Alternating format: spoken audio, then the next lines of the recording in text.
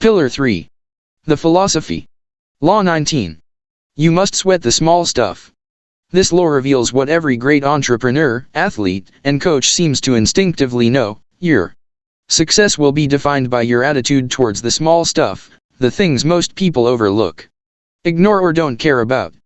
The easiest way to do big things is by focusing on the small things. In 2023, my podcast, The Diary of a CEO, became the most downloaded podcast in the UK, according to Apple's end-of-year ranking. It reached the #1 spot in the USA Spotify Business Podcast charts, and for the first time ever, in January gained more subscribers, 320,000, on YouTube than the legendary podcaster Joe Rogan did in the same month. Our podcast is relatively new compared to many of our peers. We only started producing the podcast weekly and in video form just over 2 years ago.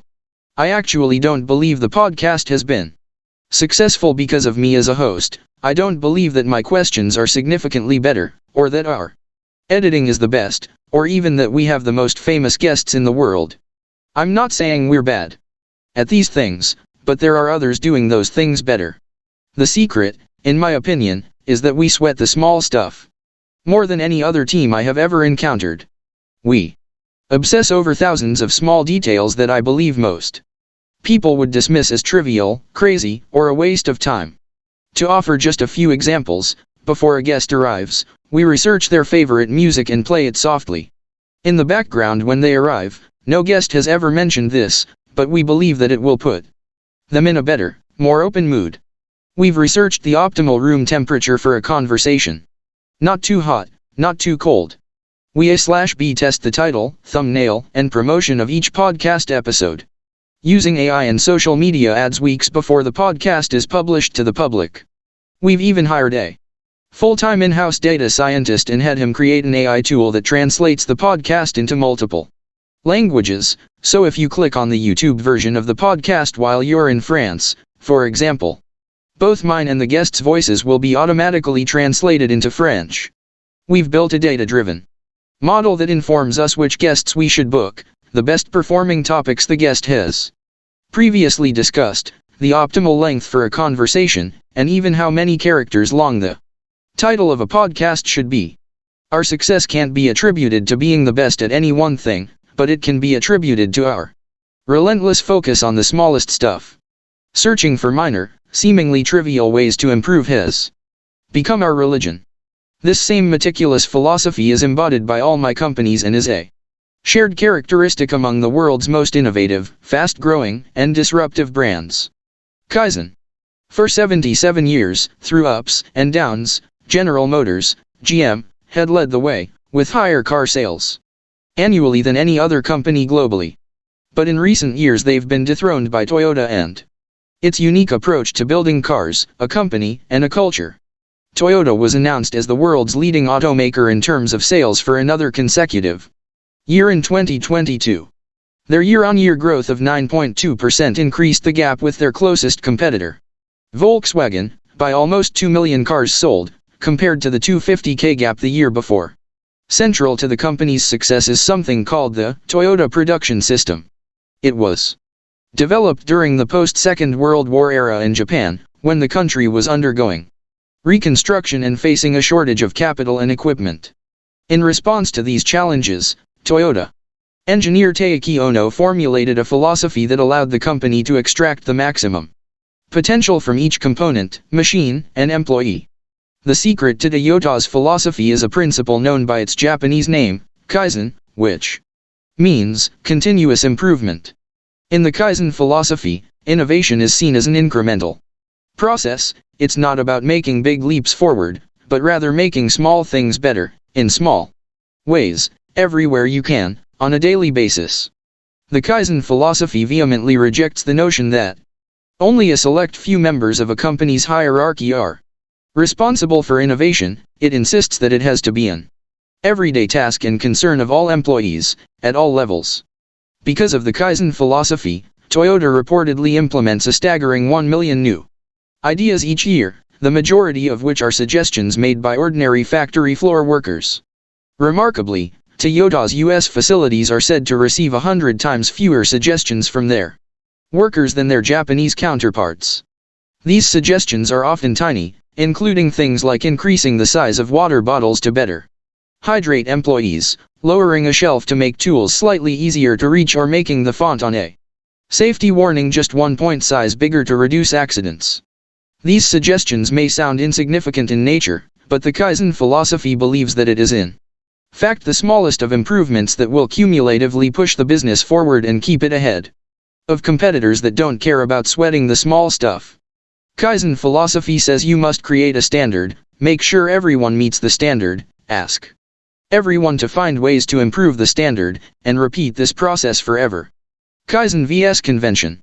Because Toyota is one of Japan's most successful companies, many have assumed its success is down to Japanese culture, pay dynamics, or employee attitudes. But history tells another story. In the early 1980s, during Ronald Reagan's presidency, tensions had been mounting between the United States and Japan over the large number of imported cars flooding American roads. American industry had been struggling. The General Motors plant in Fremont, California, was a prime example of this deterioration. With regards to quality and productivity, it was GM's worst plant by far. It took much longer on average to assemble a vehicle compared to any other plant, and defects in finished cars ran into double digits. The lack of Fremont-built cars in the employee car park clearly showed the absence of employee pride and confidence. The plant had a backlog of some 5,000 union grievances, and there had been a number of strikes and sickouts by the United Auto Workers. Labor conditions were toxic and unsustainable. Huge amounts of temporary workers were needed on any given shift to cover absenteeism rates, which exceeded 20%. While special cleaning crews were hired to clear the liquor bottles and drug paraphernalia from the employee car park after each shift. GM viewed the plant as irreversibly broken, and in February, they closed the factory and laid off the entire workforce. Toyota spotted an opportunity to resolve the wider trade frictions and test its Kaizen philosophy on its competitors' home turf. In 1983, Toyota approached GM with the idea of a joint partnership. The Fremont factory would reopen and be renamed New United Motor Manufacturing Incorporated, NUMMI, making the Toyota Corolla and Chevrolet Prism as its primary products. Toyota offered to invest cash, oversee the smooth running of the plant, and implement their philosophy. They even agreed to rehire the same workers, use the same workers' union, the same facilities and the same equipment, despite the terrible failure of the plant just a year earlier. Toyota's former chairman, Eiji Toyoda, believed that this was the necessary first step towards having a wholly owned Toyota manufacturing factory in North America. But he also saw it as the perfect way to test the viability and transportability of the Toyota production system. Toyota hired back almost 90% of the Fremont hourly union workforce and implemented a no layoff policy, preventing anyone from being fired. They sent 450 group and team leaders to Toyota City to be trained in their unique Kaizen-inspired Toyota production system, at a cost of over $3 million. Under the Toyota philosophy, workers would have a strong voice in plant operations. The workers' old, 100-line job descriptions were replaced by 2 words, team member. Management. Hierarchy was simplified, reduced from 14 levels to just 3, plant management, group leader, team leader. As if by magic, employees who had previously been so disillusioned that they turned against their employers began participating in work-related decisions. They received training in problem-solving and Kaizen practices, so that they became true experts in their respective areas. The parameters of their jobs radically changed as well. Rather than being expected to simply do their bit, they were tasked with proactive thinking and improving. Team members were empowered to quickly implement ideas for improvement, and anything that worked was replicated as best practice. All team members could also stop the entire line at any time to fix a problem by pulling a cord that was accessible from any location in the factory. Within a year of launching in 1985, the NUMMI factory had the highest quality and productivity of any GM plant in the world. Rather than an average of 12 defects per vehicle, it was now just 1, even though cars were assembled in half the time it had previously taken the disgruntled workers. Just 3% of workers was absent at any time, a reflection of the fact that worker satisfaction and engagement had soared. Operational innovation also took off. Employee participation in new ideas exceeded 90%, and management recorded the implementation of nearly 10,000 new ideas. By 1988, NUMMI was winning awards, and by 1990, the Toyota production system and its Kaizen philosophy became the global industry standard for manufacturing. All in under 2 years. The building, workforce, and equipment was unchanged. The philosophy was new and the outcome was radically different. 1% can change your future. The great illusion in life and business that makes the Kaizen philosophy of incremental improvements so poorly adopted, disregarded, and overlooked, is that small things are just small things. This is objectively true, but a large number of small things is a large thing, and it's easier, more inclusive of all team members, and therefore more achievable to aim at improving a large number of small things than it is to galvanize people to find and implement big things. It's an unfortunate reality of life that things that are easy to do are also very easy not to do. It's easy to save $1, so it's also easy not to save it. It's easy to brush your teeth, so it's also easy not to brush your teeth. When things are easy to do, and not to do, the outcome of doing or not doing them is invisible in the short term, so we often choose not to do them. But maths and economics clearly illustrate how our smallest decisions have the biggest impact on our future position. Over time, the difference between allowing something to worsen by 1% each day vs. improve by 1% each day becomes extremely significant. Consider this. If you start the year with £100 and manage to improve that value by 1% each day for 365 days, you will have multiplied that value by 37. Over 10 years, assuming the same 1% per day incremental improvement, that value balloons to £15 quadrillion. Conversely, letting that £100 degrade by 1% each day quickly reduces your money to £2.55. After 1 year, 6p after 2 years and 0p thereafter. Not brushing your teeth today will have no visible impact. Not brushing your teeth every day this week might cause a slight smell, but there will be no significant consequences. Not brushing your teeth every day for 5 years will have you screaming in a chair as a dentist rips the molars from your mouth. When did this dental problem occur? It began today, by overlooking something that was easy to do and easy not to do. For Toyota, the Kaizen culture didn't happen overnight. It took 20 years for 2 suggestions per person per year to become standard across the business. Kaizen philosophy takes time, investment, and tremendous belief. The art of increasing suggestions. You've seen it everywhere, the company suggestion box, a small opening on top for employee suggestions, a padlock, a general look of neglect. Though it comes from a good place and is well intended, its failure to yield any meaningful results is usually down to 2 factors. 1. A large number of suggestions are usually not creative ideas by Toyota's standards but anonymous complaints, unconstructive criticisms, or passive-aggressive attacks on how the company operates. 2. The few proactive suggestions are either never actioned or cannot possibly be actioned because they are impractical. It is the deadly mix of complaining by the workforce and lack of follow-through by management that leads sadly to the destruction of trust and the dusty death of the suggestion box. So what's different about Japanese companies' Teian, or suggestion systems? Why do they work where other systems fail? Are their employees smarter or more sensible? Are the managers more open to finding useful suggestions among the unhelpful ones? Is it to do with Japanese culture? The answer is much simpler, and unconnected to any national culture.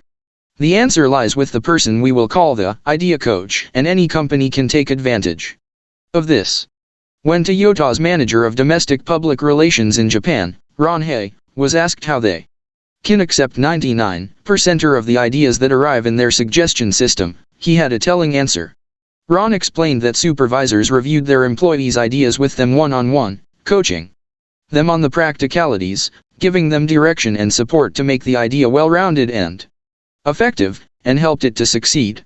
This sits in stark contrast to most Western suggestion box systems, where the manager says yes or, perhaps more often, no, then explains why an idea will never Work. Under the Kaizen system, your supervisor is your idea coach.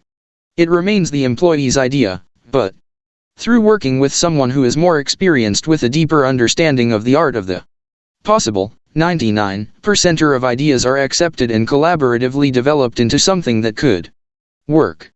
All employees at Toyota are tasked with coming up with at least one idea per month, making it a central part of everyone's role. Supervisors are also tasked with making sure each of their team members succeeds in coming up with at least one idea per month. This ensures that everyone is rowing in the same direction. It's in everyone's best interests to help ideas succeed. Coaches also have coaches. Each supervisor has a coach above them, who is incentivized to help the supervisor develop enough new ideas each month. In this way, everyone from the top to the bottom of the company is positively encouraged to listen, to refine, and to support all new suggestions. Critically, the person who implements the idea has to be the one who had it in the first place. You can imagine how this principle alone alters the types of suggestions people make. A criticism is no longer an idea. I hate the office music can't be a suggestion, as under this principle every idea must be practical, productive, and focused on a solution. Finally, Toyota employees are all provided with an education in Kaizen, the Toyota production system, and how the idea suggestion process works. It's exceptionally rare for Western counterparts to educate their teams on the philosophy of incremental gains, how to properly formulate suggestions and the rationale behind their philosophy. Avoid paying for suggestions. Companies tend to treat employees like rats in a maze sprinting after cheese by paying them for the behavior they want to reinforce. This is the easy, less effective, short-term, costly approach. The harder, more effective, cheaper approach is to create a culture where people care enough, are motivated enough and are recognized sufficiently enough to step forward, contribute and invest their energy in the betterment of the company. Under the Kaizen philosophy, you need lots of ideas, very often, to make meaningful progress over time. And in order to get lots of ideas, you need people to be driven by their own curiosity, motivation, and care. There's a famous fable that illustrates this idea well. There was once an old woman, who lived alone. Every afternoon, her peace and quiet was disrupted by children playing noisily on the street outside her house. As time went on, the children got noisier and noisier, and the woman became more and more infuriated. One day she had an idea. She called them over and explained to them amiably that hearing them playing joyfully outside was the highlight of her day, but that there was a problem. In her old age and isolation, she was going deaf. So, she asked, would they be willing to make even more of a racket, just for her? She went one step further, offering them each a quarter for their trouble. The next day, the kids eagerly returned and made a huge din outside her house, as requested. They were each paid their 25 cents and asked to return the next day. But this time, the woman only paid them 20 cents. And the following day it was just 15 cents. The poor old woman explained that she was running out of money, and that their fee would drop to a nickel a day from now on. The kids were appalled at the prospect of earning a fifth of what they were earning just days before. They stormed off and pledged never to return. It was simply not worth the effort, they said, for just 5 cents a day. The woman's clever idea was to take the joy out of the thing the children loved doing and were doing for free. The bigger lesson is clear, though. It's possible to replace a genuine motivation with a synthetic one. This phenomenon is also known as motivation crowding. If you attach a financial reward to ideas, it can interfere with or even eliminate people's genuine creative energy and ambition. This is more than a fable, this is science. I interviewed motivation expert and author Daniel Pink about the impact financial rewards have on our motivation, and he shared a plethora of research that shows that paying someone to do something that they once did for fun will cause them to lose the intrinsic joy of doing that task. When a hobby becomes a job, motivation drops. Scholars at the London School of Economics and Political Science looked at 51 studies on pay-for-performance schemes and stated, we find that financial incentives may indeed reduce intrinsic motivation and diminish ethical or other reasons for complying with workplace social norms such as fairness. As a consequence, the provision of financial incentives can result in a negative impact on overall performance. Innovation distortion. Innovation is often portrayed as a miraculous occurrence, something that only arises from the genius of a select few or the luck of a fortunate accident. The light bulb, Velcro, penicillin, and post-it notes are just a few examples that perpetuate this misleading belief. The painful, incremental process behind the breakthrough is nearly always neglected in the retelling of these stories of invention, which only highlight the final outcome. Don't let these myths deceive you. True innovation is nearly always born from the sweat and determination of persistent individuals and great teams bound together by the right culture and philosophy, not from eureka moments, accidental fortune, or intentional genius. In all the companies I've founded that have reached the summit of their industry, there was no one decision, invention, or innovation that got us there. My central focus has always been to get our teams to outcare the competition, creating a culture through recognition, celebration, and evidence, which continually proved to all of us that the smallest of things, the easiest and most accessible things, can have the biggest of impacts. 1% is the most repeated phrase in my companies, and one of my key responsibilities as CEO is identifying and encouraging those 1%er gains, wherever they might arise within the company. The law, you must sweat the small stuff. I've always felt that I have a cheat code. While our competitors think consistency or big wins are the paths to the podium, I know, without a shadow of a doubt, the correct route is to be found by making consistently small improvements, sweating the smallest stuff and fighting for tiny gains. If you don't care about tiny details, you produce bad work, because good work is the culmination of hundreds of tiny details. The world's most successful people all sweat the small stuff. Law 20. A small miss now creates a big miss later. This law reveals why most people end up lost in their relationships and work, because they've overlooked one simple, ongoing discipline in their lives. Asked to explain how Tiger Woods became one of the greatest golfers of all time, most of us would reel off the same well-known facts. He was a child prodigy, his talent already apparent when he was just 2 years old. He devoted his life to training, famously spending hours analyzing footage of his performance. His own father described him as the chosen one, and had unshakable belief in his potential. But those who really know Woods will tell you it's his Kaizen philosophy of obsessive, continuous tiny improvements that deserves the credit for his accomplishments.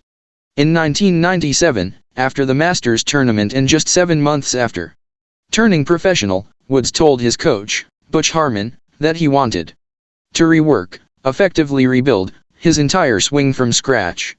Harmon warned Woods that there were no shortcuts, that it would be a long journey, and that his performance at tournaments would get much worse before he saw any improvement.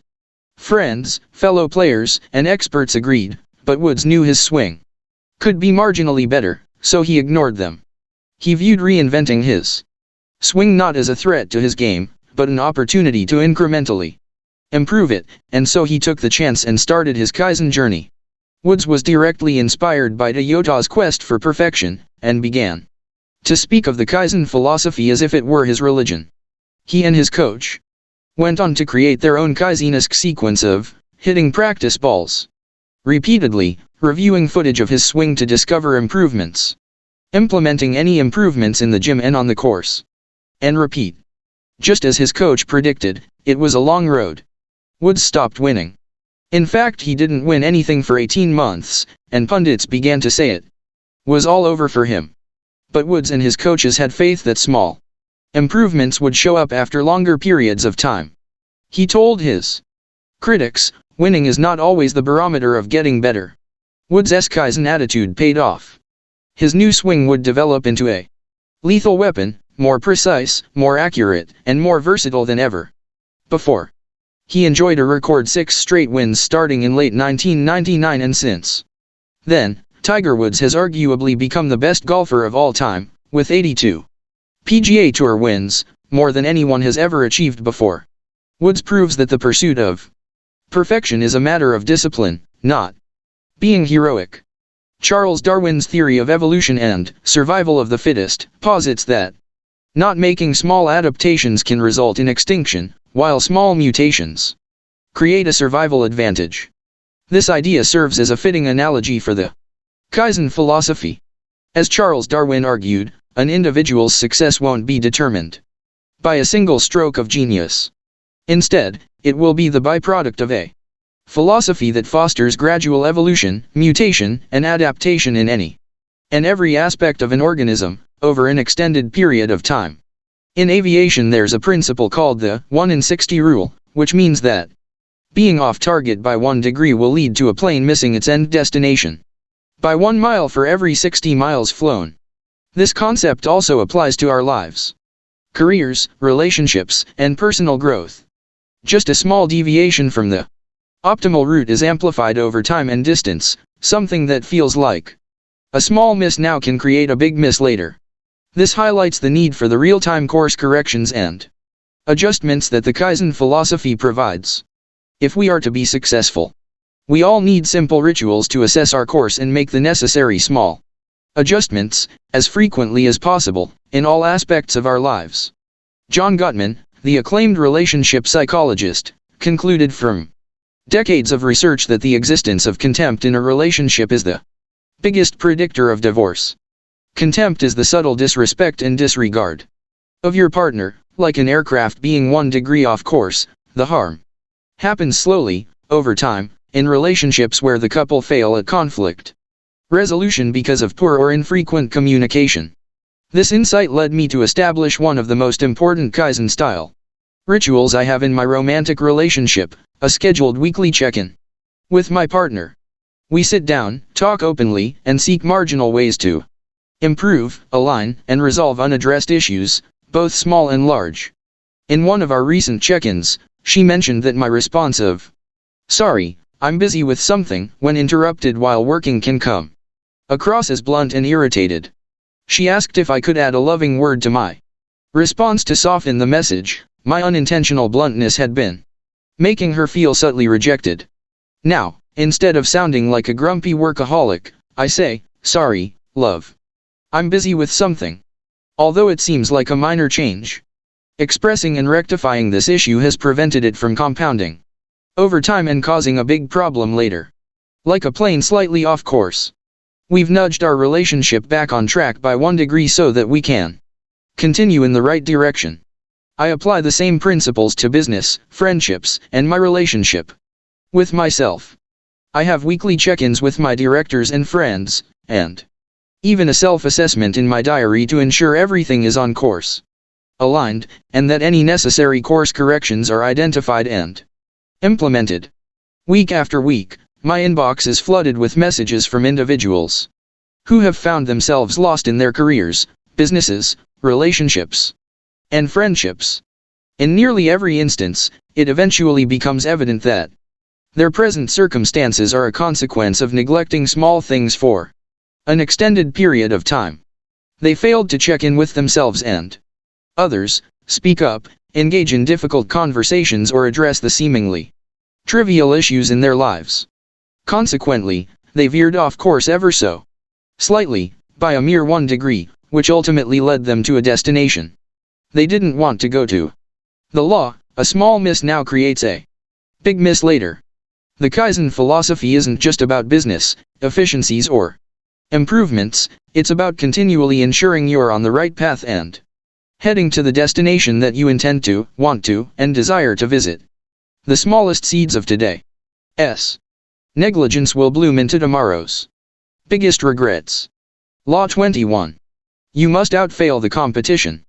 This law proves that the higher your failure rate, the higher your chances of success. It will inspire you to start failing much faster than you currently are. Thomas J. Watson was president of IBM for an incredible 38 years, was one of the most notable entrepreneurs in the USA in the first half of the 20th century, alongside Henry Ford, and he became one of the richest men of his time because of his enormous success at IBM. His core principle of innovation could be summed up in a simple sentence: if you want to increase your success rate, double your failure rate. He also said, every time we've moved ahead in IBM, it was because someone was willing to take a chance, put their head on the block, and try something new. When he was asked if he was going to fire a male employee who made a mistake that had cost the company $600,000, he swiftly replied, "No, I just spent $600,000 training him. Why would I want somebody to hire his experience?" He instinctively understood that failure was both an opportunity for progress, and that the opposite, a lack of failure, would be the death of IBM. He warned against complacency, even when IBM reached the top of their industry, and in line with the Kaizen approach, he said, whenever an individual or a business decides that success has been attained, progress stops. Even before I had heard about Thomas J. Watson and his unconventional perspective on failure, I spent 10 years encouraging, measuring and driving up my team's failure rate. We all know failure is feedback, and we can agree that feedback is knowledge, and as the cliché asserts, knowledge is power. Therefore, failure is power, and if you want to increase your chances of success, you must increase your failure rate. Those who fail to constantly fail are destined to be the eternal followers. Those that outfail their competition will be followed forever. How to increase your failure rate? Booking.com is the largest and most successful hotel booking site in the world. But, like every industry leader, it started small, broken and behind. Julian Tanz, Booking.com's former CEO, said, "Many companies start with a nice product and market it all over the world. Booking did the opposite. We had a basic product and then worked hard to figure out what customers wanted. We failed so many times." A few years after launching, a Booking.com engineer attended a conference in 2004, where he heard Microsoft's Ronnie Kohavi on the importance of experimentation and failure. He took the learnings back to his team at Booking.com, where there were constant, time-wasting disagreements about the next step forward, the right features to implement, and the direction to take. They began to learn what customers wanted through simple experiments, and then used those insights to build a product, the Booking.com we know today.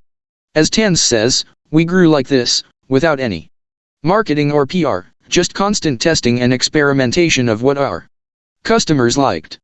Having seen the success that increasing experimentation and failure had on the firm, Booking.com developed and launched its own experimentation platform in 2005 that allowed it to tremendously scale up the amount of tests it was running.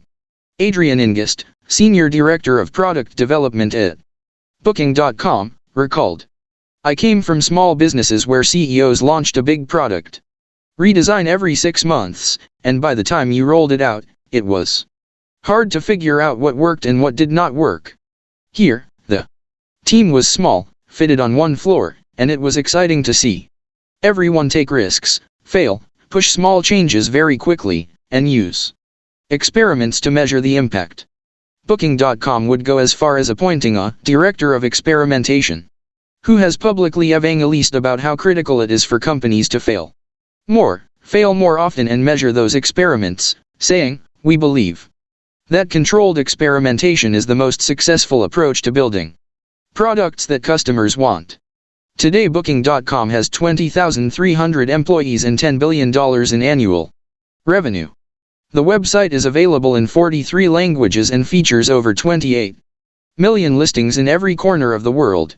And in the moment that you're reading this, 1,000 experiments are being run by Booking.com, led and devised by every single product and technology team they have.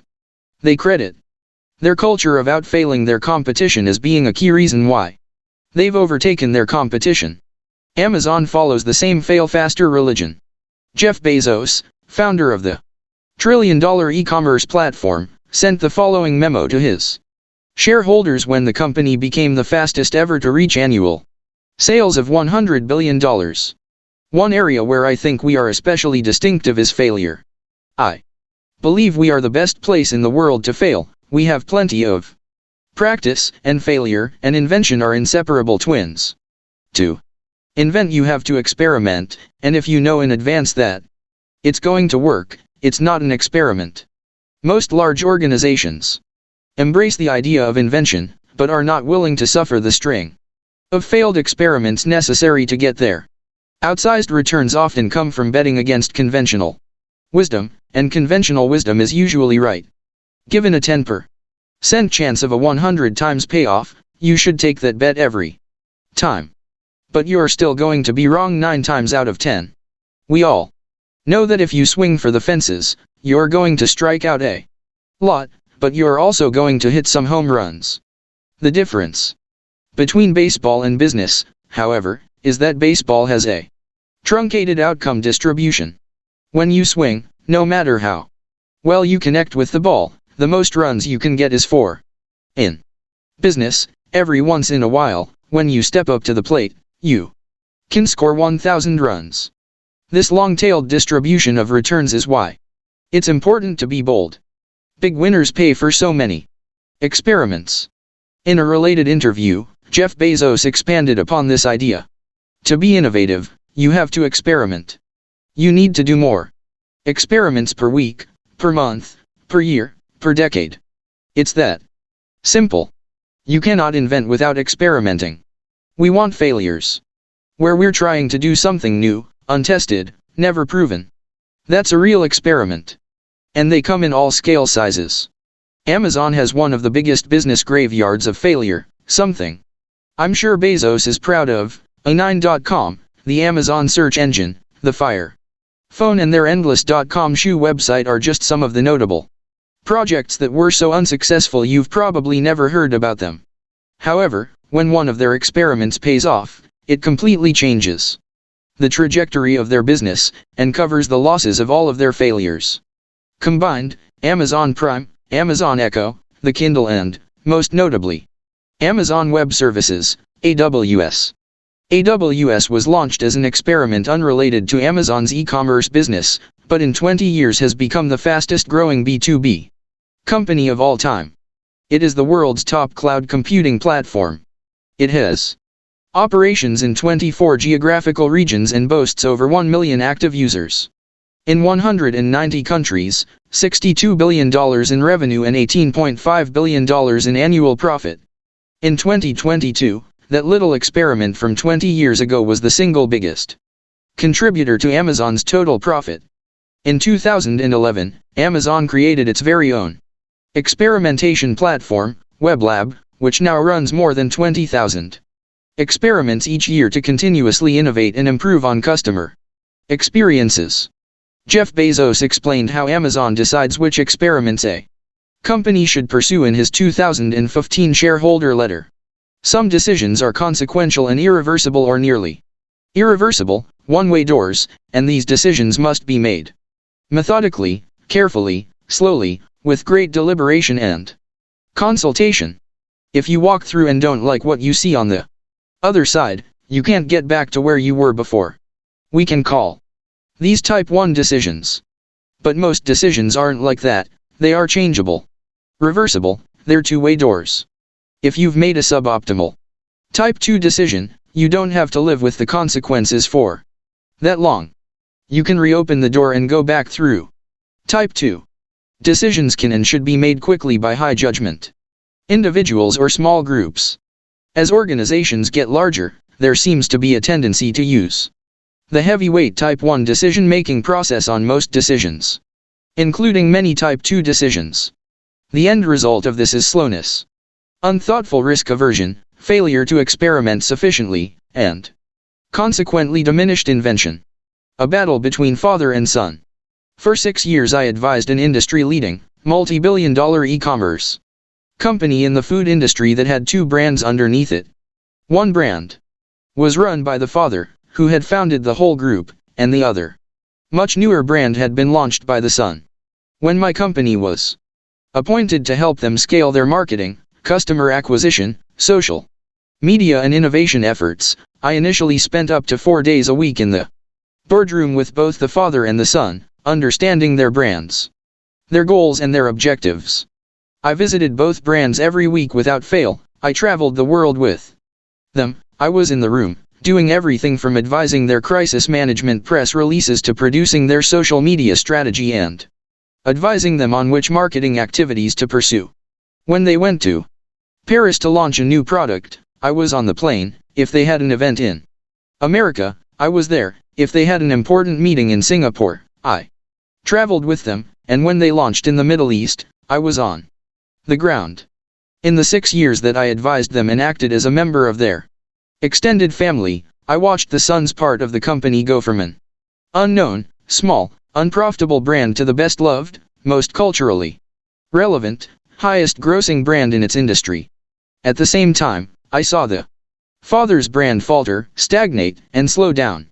Ultimately, the Sun's brand would overtake his father's, generating more than $1 billion in revenue.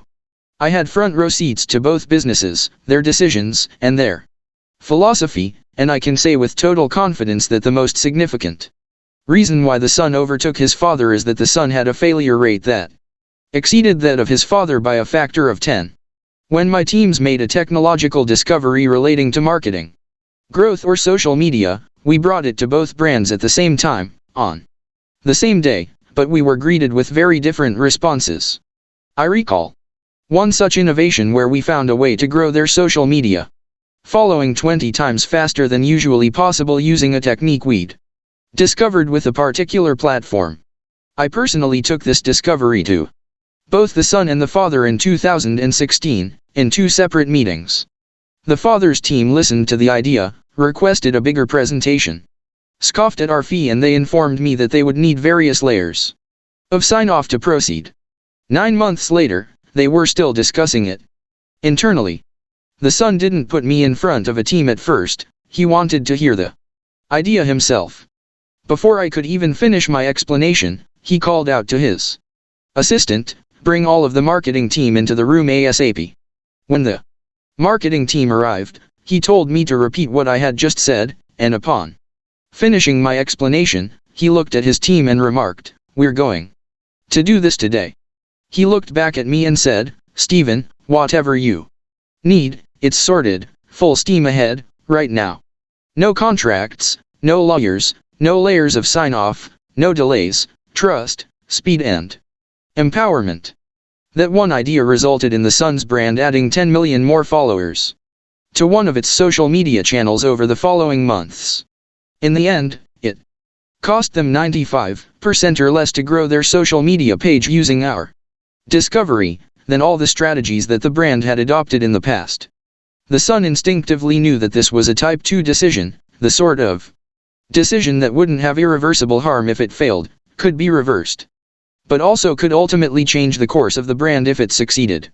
And he knew that in the face of a Type 2 decision, Jeff Bezos's words should be followed. Type 2 decisions can and should be made quickly by high judgment individuals or small groups. The Sun knew that the biggest cost wasn't failing, it was missing an opportunity to grow and wasting time to learn a new lesson regardless of the outcome. If the experiment had failed, it would have cost them 1 day and a little money, and we'd be on to the next experiment within 24 hours. One failure closer to the right answer.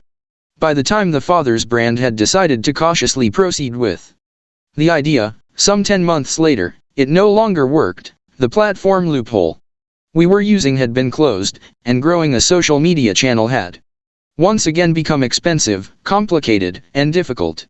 It's important to note that most of the ideas we brought to the Sun didn't have such astonishing results. Most experiments fail, no matter how well designed.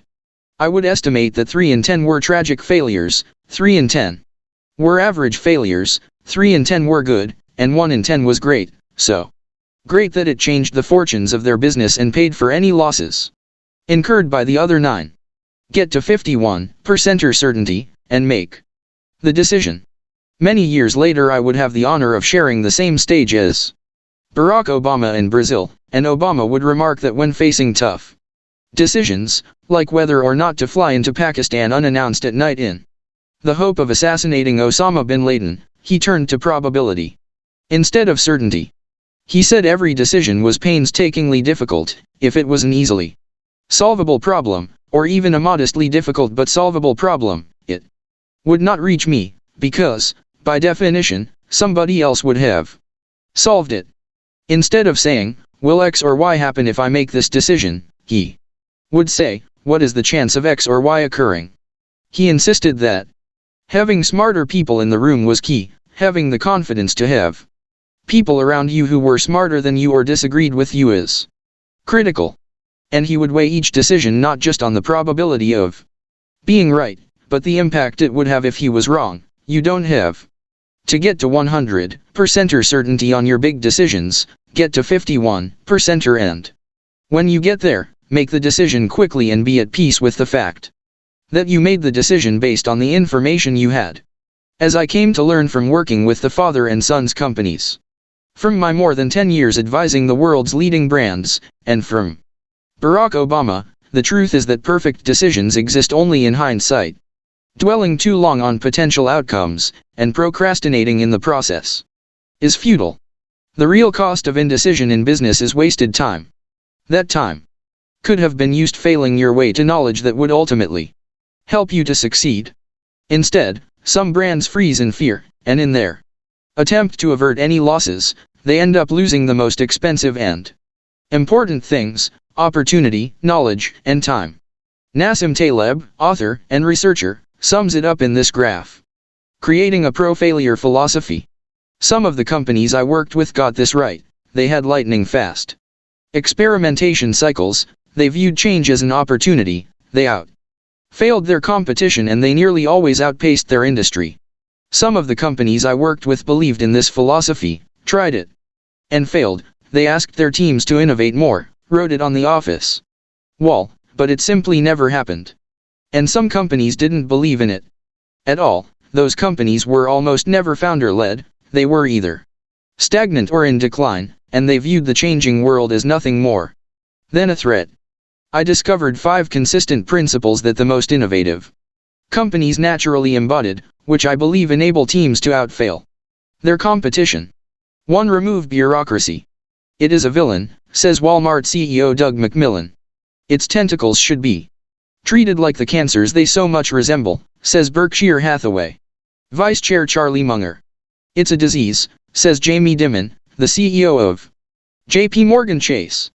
All of these esteemed business leaders are talking about bureaucracy, a word that seems to have no successful fans. In simple terms, the worst corporate bureaucracies are companies with lots of rules, long and painful sign-off processes, and several layers of hierarchy between the bottom and the top.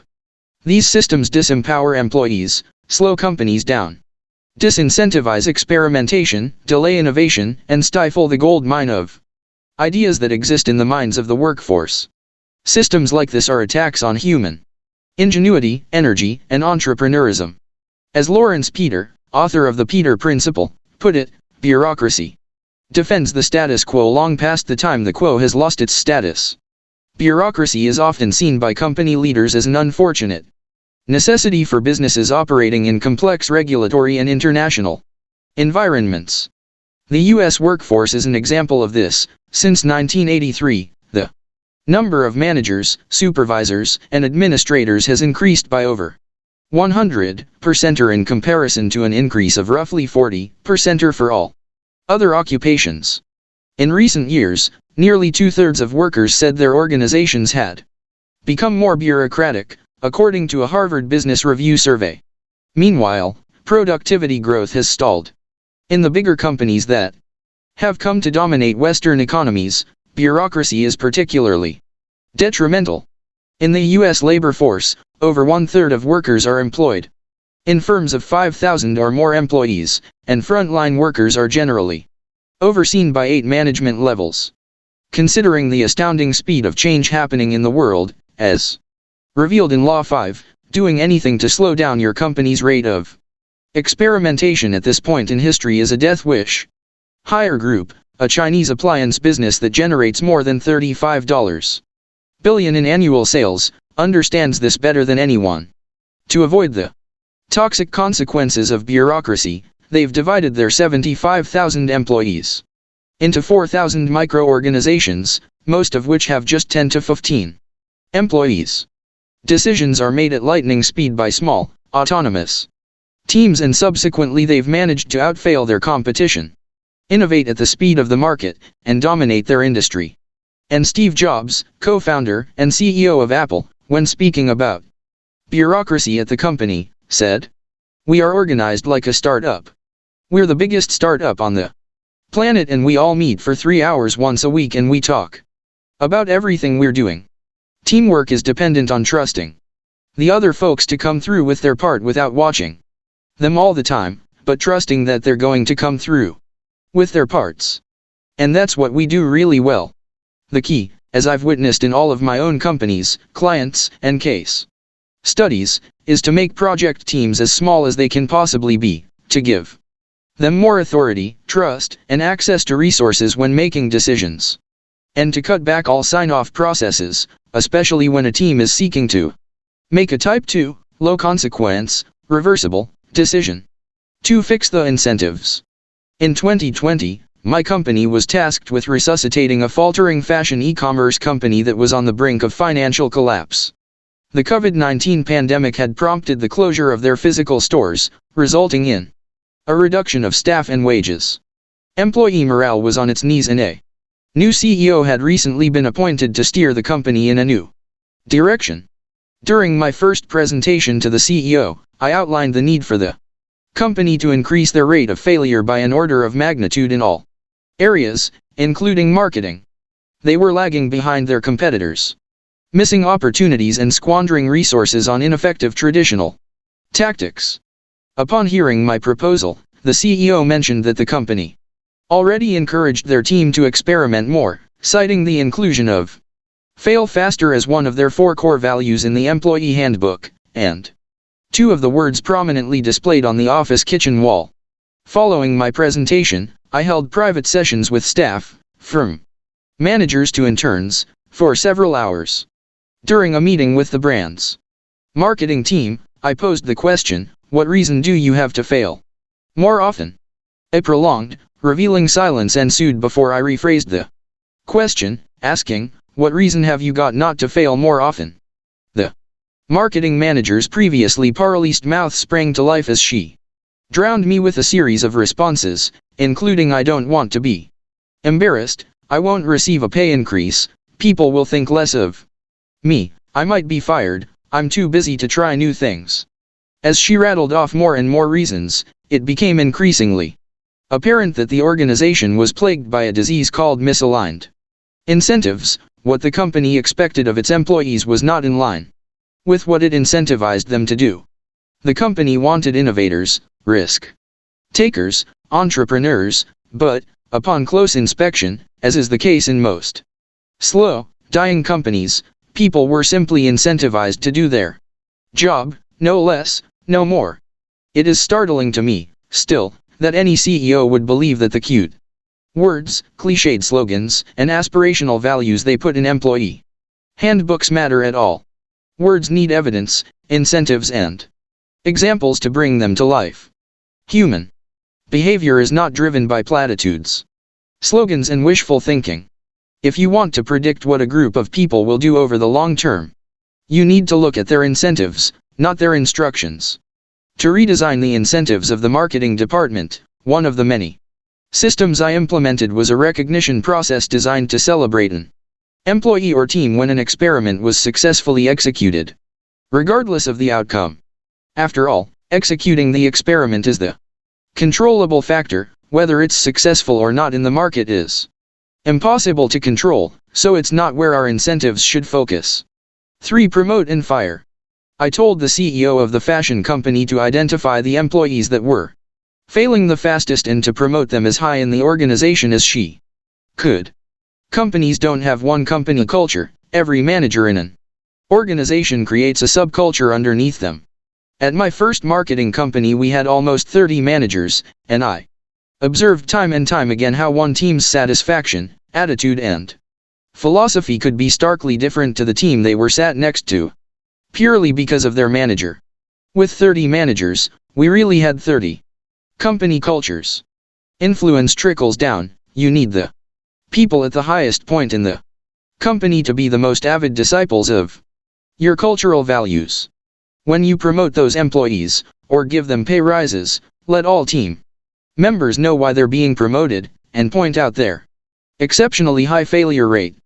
Conversely, it's important to swiftly remove individuals from the team that stand in the way of the flow of new ideas, fast failure and experimentation.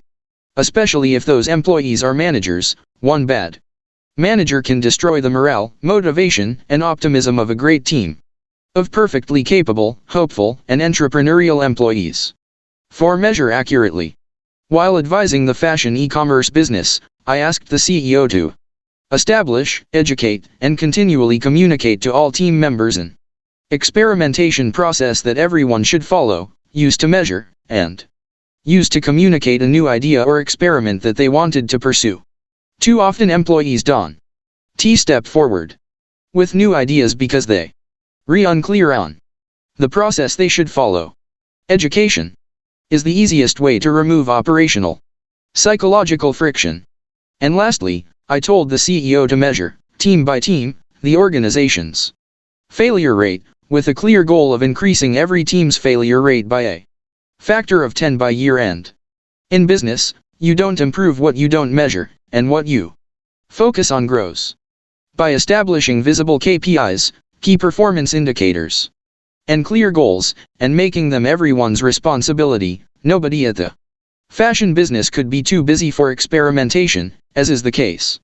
Under the Kaizen philosophy, it became a central part of everyone's job. The organization slowly changed direction, breaking even for the first time in 7 years in the first year, and turning a sizable profit in the second. Its newfound creativity, innovation, and empowered workforce made it feel like a brand new company. Staff retention rates improved, employee satisfaction scores soared, and the company innovated more than ever before. 5. Share the failure. If you want to maximize the return from every failure, it is crucial to disseminate the details of each failed hypothesis, experiment, and outcome throughout your organization. This information represents a form of intellectual capital that can serve as a foundation for future experiments. By openly sharing failures, you can prevent the duplication of unsuccessful efforts, stimulate the development of new ideas, and foster a culture of continuous experimentation. As Thomas Edison said, "I have not failed. I've just found 10,000 ways that won't work." The law: you must outfail the competition. Failure is not a bad thing, and to increase your chances of success you need to increase your failure rate. Every time something is tried and found not to work, valuable information is gained that can be shared with your team. Businesses that experiment faster, fail faster, and then continue to experiment, nearly always outpace the competition. Law 22. You must become a Plan A thinker. This law will demonstrate why your Plan B in life might just be the biggest hurdle to the success of your Plan A. The story I'm about to tell you changed my life. On Friday, October 13, 1972, Nando Pereira woke up after being unconscious for 48 hours. He wasn't coming round after an operation or emerging from some 2-day bender. He was surrounded by dead bodies and injured friends, thousands of feet above sea level in a glacial valley in the Andes, amidst the wreckage of an airplane crash, with no means of calling for help or even working out exactly where they were. Of the 45 passengers, members of a Uruguayan rugby team on their way to Chile for a match, 29 survived the crash. Initially they did what they could, drinking melted snow and eating whatever they could salvage from their luggage. On the first day, recalled Pereira, I slowly sucked the chocolate off the peanut. On the second day, I sucked gently on the peanut for hours, allowing myself only a tiny nibble now and then.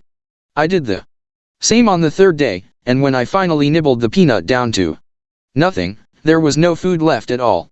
A full week later, facing the threat of starvation and knowing, after finding a transistor radio, that the Chilean authorities had called off their search efforts, Nando and his fellow survivors did the unimaginable. They decided they had no choice but to eat the dead bodies. Among the few women on the plane had been Pereira's mother and little sister, whom he had invited on the trip to watch him play. His mother, Xenia, 49, died instantly on impact. His little sister, Susie, initially survived the crash but died in her brother's arms a week later. The first body they ate was the pilot's, since they held him responsible for the crash. Other bodies, the survivors agreed, were off limits, including those of Xenia and Susie. But Peridot became tormented by the idea that someone would violate their agreement, and he couldn't live with himself if that happened. 2 months after the crash, Peridot announced that he was setting off to find help. He was starved, had no mountaineering experience, and no idea where he was going, but somehow this was a better option than eating the bodies of his mother and sister. I didn't want to have to eat their bodies. I didn't want to face that moment, he said. Nando and his friend Robert sewed together material for a sleeping bag and knocked together a sled, then set off. They decided to ascend rather than descend, since a higher vantage point would give them a better chance of working out an escape route. It took them 3 grueling days and they somehow made it to the top of a 15,000-foot peak 3 days later, but didn't find what they were hoping for. What I saw when we reached the peak of the first mountain really froze me. I couldn't breathe, speak, or think. What I saw was horrible. Instead of green valleys, we saw mountains and snow-covered peaks, 360 degrees around us, stretching as far as we could see into the horizon. And that's when I knew I was dead. But there is no way that I can go back and eat the bodies of my mother and sister. The only way is forward. We will die, but we will die trying. I will keep on going until I stop breathing. They staggered down the other side of the mountain and began to force themselves along the glacier below, growing ever weaker day by day. The pair limped on for 10 days through the ice-cold mountains, deep snow and deadly crevasses. It was a blurry, continuous, painful effort. The mountains were so huge that it feels like you are not making any progress. You would set yourself a target location in the distance, and you would think it would take 2 or 3 hours to get there, but it was so huge that you never seemed to get there, he said. Sickness set in, the men's bodies began to shut down, and then on 18 December, they came upon a river. As they followed it, they saw signs that someone had been there recently, a soup can, a horseshoe, even a herd of cows, until finally on December 20th, they spotted a man on horseback on the other side of a huge river. The men couldn't make themselves heard above the roar of the river, so Peridot mimed an aeroplane crashing to try to explain who they were, though he worried the man would think he was mad and ride off.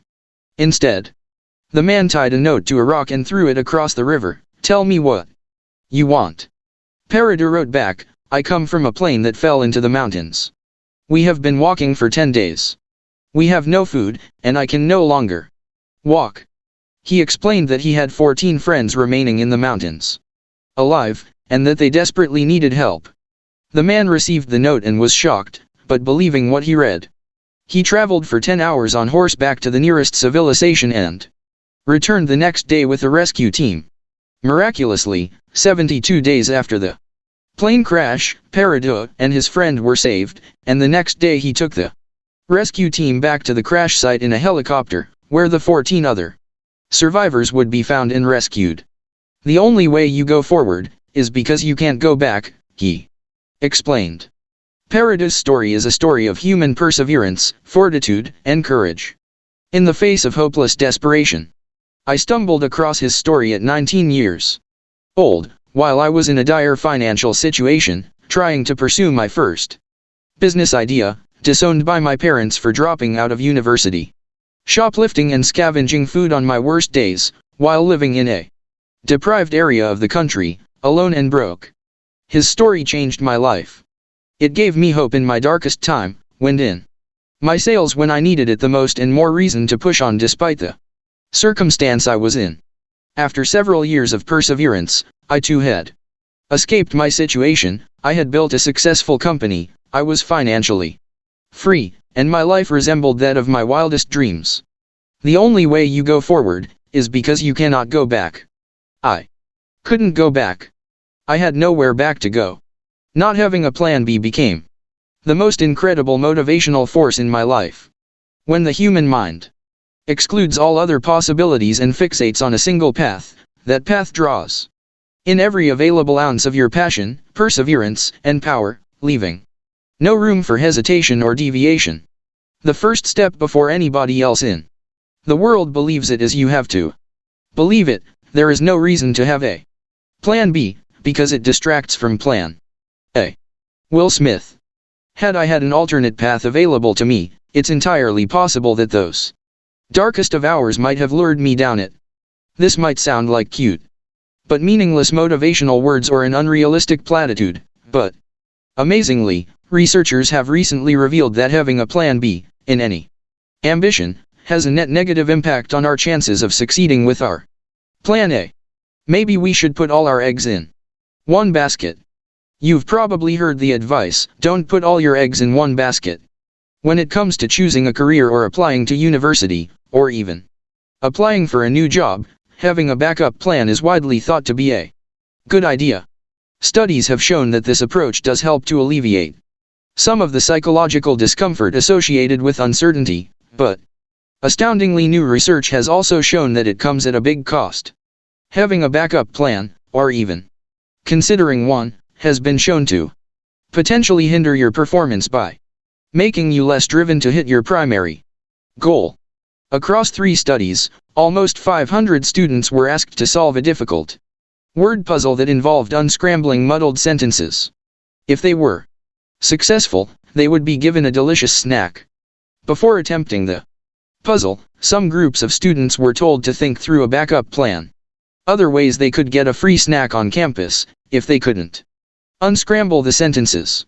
Researchers found that the groups that had no plan B performed radically better than the backup plan groups. They had higher levels of motivation, valued success more, and solved more of the puzzle. Subsequent experiments have replicated the results in other contexts with different rewards, example money, other prizes, and saved time, and the results were always the same. One of the researchers, behavioral scientist Katie Milkman, concluded, "This suggests that thinking through a backup plan will actually make you want to achieve your goal less, which then hurts your effort, performance, and ultimately, your chances of successfully achieving your goal." These findings apply to goals where success is highly dependent on effort. Additionally, while some can feel frozen by their fear of failure, research shows that the fear of failure can actually provide the impetus needed to get to your goal. In a similar vein, other research has shown that the more you perceive negative emotions in the event of failure, the more driven you will be to succeed. However, if you have a backup plan, the incentive to succeed is lessened because you have removed the fear of failure. Being risky doesn't mean being reckless. If you're reading this and it's made you consider making a deadly 10-day trek across the Andes Mountains, I need to provide a disclaimer. There is a difference between taking a risk, focusing your entire being on a goal, and being outright reckless. In my story, of course, I was not at risk of death. I'm fortunate enough to live in a society that would have caught me, fed me, and housed me, if I had needed catching. And many of you will have dependents, mortgages, and other responsibilities that you understandably need to protect. Practicality must be a priority. The law, you must become a Plan A thinker. This law remains one of those uncomfortable, unavoidable realities of the human condition. The amount of ourselves that we can dedicate to an outcome, mind, energy, and focus, is positively correlated with the likelihood of that outcome. Some call this manifestation, but I call it Plan A thinking. In the pursuit of your most important goals, a backup plan is an additional weight to carry, a motivational burden to bring, and distracting companion to call. There's no greater force of creativity, determination, and commitment than a person who is tracked by a Plan B. Law 23. Don't be an ostrich. In this law you'll learn why my biggest professional mistake in business was behaving like an ostrich when I should have acted like a lion. In your career, being an ostrich will get you killed. This law will teach you how to avoid being an ostrich. God himself could not sink this ship, said Edward Smith, captain of the Titanic, as people warned him of the dangers of ice in the area. Hours later, when the ship struck an iceberg, and began to flood and sink, First Officer Murdoch, who had been on watch at the time of the collision, is reported to have turned to Chief Steward John Hardy and said, "I believe the Titanic is gone, Hardy." Despite their looming fate, passengers later recalled a bizarre sense of calm, disbelief, and normality on the decks. There were some people who were playing cards, and there was one man who was playing the violin. They were just as calm as if they were in a drawing room, said passenger Edith Russell. Another passenger, Ellen Bird, described how some people seemed to completely ignore their impending fate. I saw one or two men and women get up, look out of the window, and then sit down again, evidently with the idea that they would go back to bed. William Carter, who survived by climbing into a collapsible boat, one of the last lifeboats to get away, said he had tried to convince George Widener to come with him in the lifeboat.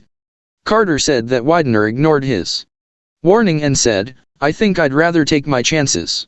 Consequently, the already limited number of lifeboats were leaving partially empty. As the situation grew more dire, crew members began to frantically blow whistles, panic and shout orders to try to get the passengers to the lifeboats. According to survivor accounts, some of the crew members had to physically force people to board lifeboats, against their will. Very late in the sinking, just minutes before the boat was completely submerged, when most of the decks were completely flooded, widespread panic did begin. Second Officer Lightoller had to brandish his gun and Fifth Officer Lowe actually fired shots along the side of the ship to keep people from swamping the last lifeboats as they were being loaded and lowered. One frantic crew member even entered the radio room and attempted to steal the senior wireless officer Jack Phillips's life belt as he was working the radio. Consequently, of the 2,240 people on board, almost 70% of them died. Such denial is a complicated thing to understand. As you read this story, hindsight might portray these avoidant, unresponsive passengers as foolish, irrational and reckless. However, their response perfectly illustrates a very human, very common behavioral phenomena called the ostrich effect. The ostrich effect. When an ostrich senses danger, it buries its head in the sand. The idea is that if the ostrich can just hide from the threat, the danger will eventually pass. We humans are no different. When dealing with difficult information, situations or conversations, we tend to be like the ostrich and bury our heads in the sand too. As humans, we are hardwired to avoid discomfort. We stop ourselves from checking our bank accounts when we know we've overspent, we avoid difficult conversations that we don't want to have, and more problematically, we delay booking that doctor's appointment to avoid receiving bad news about our health. A report recently released by UK bank TSB revealed that indebted British people are cumulatively losing £55 million a month by not confronting their finances and making simple changes. One substantiating study found that investors were likely to check the value of their personal investment portfolios when the markets overall were rising, but would avoid looking when the markets were flat or falling. In a more startling study of 7,000 women aged 50 to 64, researchers found that women who had heard a colleague had been diagnosed with breast cancer were almost 10% less likely to go and get a free checkup themselves. In the moment when the ostrich effect kicks in, we don't just have anxiety, the anxiety has us, and that anxiety presses us to avert our gaze from the thing that is making us most anxious. As psychiatrist George Valiant notes, denial can be healthy, enabling individuals to cope with rather than become immobilized by anxiety, or it can be unhelpful, creating a self-deception that alters reality in ways that are dangerous. In entrepreneurship, the ostrich effect is too often the difference between a company's success or failure. Research conducted by Leadership IQ, the corporate survey firm, collected data from more than 1,000 board members across almost 300 organizations that had fired their CEO. They found that 23% of those boards had fired their CEO for denying reality, 31% for mismanaging change, 27% for tolerating low-performing staff, and 22% for inaction. These are all common corporate symptoms of the ostrich effect. In business, the person with the fewest blind spots stands the greatest chance of victory. We think better, make better decisions, and achieve better outcomes when we're closest to reality. The stories of Kodak, Nokia, Blockbuster, Yahoo! BlackBerry and MySpace illustrate clearly that those who feel most invisible are often most susceptible to becoming an ostrich in the face of innovation, change, and inconvenient truths. How to avoid becoming an ostrich. I interviewed world-renowned author Nir Eyal in my office in New York. In preparation for this book, he's spent several years studying what motivates human behavior at the best and worst of times. He told me, people think they're motivated by seeking pleasure. They're wrong. They're motivated by avoiding discomfort. Even sex, and the horniness it creates, is a form of discomfort that we seek to relieve ourselves from. Most people don't want to acknowledge the uncomfortable truth that distraction is always an unhealthy escape from reality. How we deal with uncomfortable internal triggers determines whether we pursue healthy acts of traction or self-defeating distractions. In my own career, none of my greatest professional mistakes and regrets were unsuccessful business decisions that I made. They were the instinctively obvious but terribly uncomfortable decisions I didn't make, the things I avoided confronting through fear, uncertainty, and anxiety. The person I knew I needed to fire but didn't, the conversation I needed to have with a client but avoided, and the warning I needed to articulate to the board that I delayed. Similarly, we can all relate to the toxic consequences that the ostrich effect can have on our romantic relationships, avoiding the difficult conversation, evading the awkward issues, and pretending things are fine. These symptoms of co-denial and mutual avoidance hold a failing relationship in place when neither party has the words, courage, or conviction to confront their unmet needs. Arguments happen, but they're rarely the right arguments. In a relationship, if you are having the same conversation over and over again, you are having the wrong conversation. You're avoiding the uncomfortable conversation you should be having. Pain in every walk of life is unavoidable. But the pain that we create by trying to avoid pain is avoidable. In business, the pain of the ostrich effect and the unresolved conflict it creates is felt by your employees. In parenting, it's felt by your children, and in your own life it will be felt in your mind, your body, and your soul. A White House staff member during the Kennedy administration once commented that it was always obvious when there was conflict between the president and the first lady versus when they were relating amicably. When met with surprise from the interviewer that their relationship would be so transparent, the staff member replied, "They actually were quite private about their struggles, but we knew when they were fighting simply by watching the interactions of their personal staffs. When the hairdressers and the transport people were arguing, we knew this was because JFK and Jackie were in some form of conflict. When these groups had their act together, we knew the first couple was getting on okay." At the core of this story from the Kennedy administration is the notion that conflict moves around within and between levels of a social system.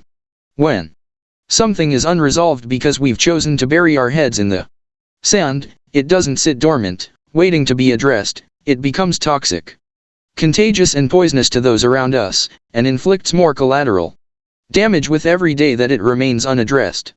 5 years ago, I realized that I needed to find a way to overcome my own ostrich-like behavior so that I could confront the most uncomfortable of realities in life, business, and love, with speed and honesty. It's my belief that you cannot reach your highest potential without a better relationship with discomfort, bad news, and inconvenient truths. Using advice from behavioral economics, psychology, and sociology, I created my own 4-step approach to dealing with discomfort and avoiding procrastination. Step 1. Pause and acknowledge. The first step is to pause and to admit to yourself that something is not right. Such moments of pause tend to come about when people notice the power and horrible longevity of their own unwanted emotions. If you don't pause, the process cannot begin and you cannot create enough space for the next step. Step 2. Review yourself. The next step is to inspect yourself in terms of feelings, behaviors, and emotions. These examinations are critical. They enable people to begin to articulate what they have only sensed, that something is awry in them. Something is misaligned, a need is being unmet, or a fear has taken control. People who pause and inspect themselves are like detectives that are aware that a crime has been committed. They can see the evidence in its wake, but they haven't yet identified the culprit. Solving such crimes usually involves the help of others. People need help to get outside of their own narratives and accurately diagnose themselves, rather than simply being driven by their preferred ways to frame and blame. Step 3. Speak your truth. The next step is to speak your truth. Share the findings of your inspection, without blame and with an emphasis on personal responsibility. This marks the moment that unaddressed interpersonal conflicts move from the wrong conversations to the right conversations. In the ostrich effect, people turn away from and do not speak directly of the emotions that grip them. They avert their gaze, misdiagnose the issues, and distract themselves with something else. The issue that lies beneath remains unspoken. That silence drives the ostrich effect. Loosening its grip begins with the moments that people speak what has not yet been spoken. Ironically, the science shows that it is in talking about our disconnect ions that people create more connectedness with one another. Step 4. Seek the truth. In the last step, you must humbly seek the truth, a feat that is easier said than done in the presence of our cognitive biases, righteousness and ignorance. This means to listen. But not just listening to hear, listening to understand. Not from the perspective of an adversary that's looking for victory, but from the perspective of a partner, patiently intent on overcoming a difficulty. When you do seek, hear, and understand the truth, the discomfort it creates may tempt you to bury your head once again, but the key is to return to the first step, take a pause, and repeat the process until you reach an end. The law: don't be an ostrich. Avoiding uncomfortable realities and difficult conversations is unhelpful. In business and in our personal relationships, we must recognize what isn't right, assess what we can do about it, share our findings and get to the truth, however challenging that might be. If you want long-term success in business, relationships, and life, you have to get better at accepting uncomfortable truths as fast as possible. When you refuse to accept an uncomfortable truth, you re-choosing to accept an uncomfortable future. Law 24. You must make pressure your privilege. This law teaches you how comfort is slowly killing us mentally, physically, and emotionally. It will help you understand how and why we must make life's pressures our privilege. With 39 Grand Slam titles, Billie Jean King was expected to win. People were counting on her. The pressure might have been too much for anyone else, but not her. She had won a record 20 titles at Wimbledon. The entire tennis world watched her play. Every sports writer was ready to criticize her every move. When asked how she coped with the unthinkable burden of the world's expectations, Billie Jean King casually replied, "Pressure is a privilege, it only comes to those that earn it." This statement, "pressure is a privilege," naturally evokes a mixed reaction, as most overly simplified mantras do. When people hear it, they hear, stress is a privilege, so it's important to clarify that stress and pressure are two entirely different things. Stress is an internal psychological response and pressure is an external environmental force. Of course, pressure can cause both good and bad stress, depending on the individual. But the pressure itself is not at fault.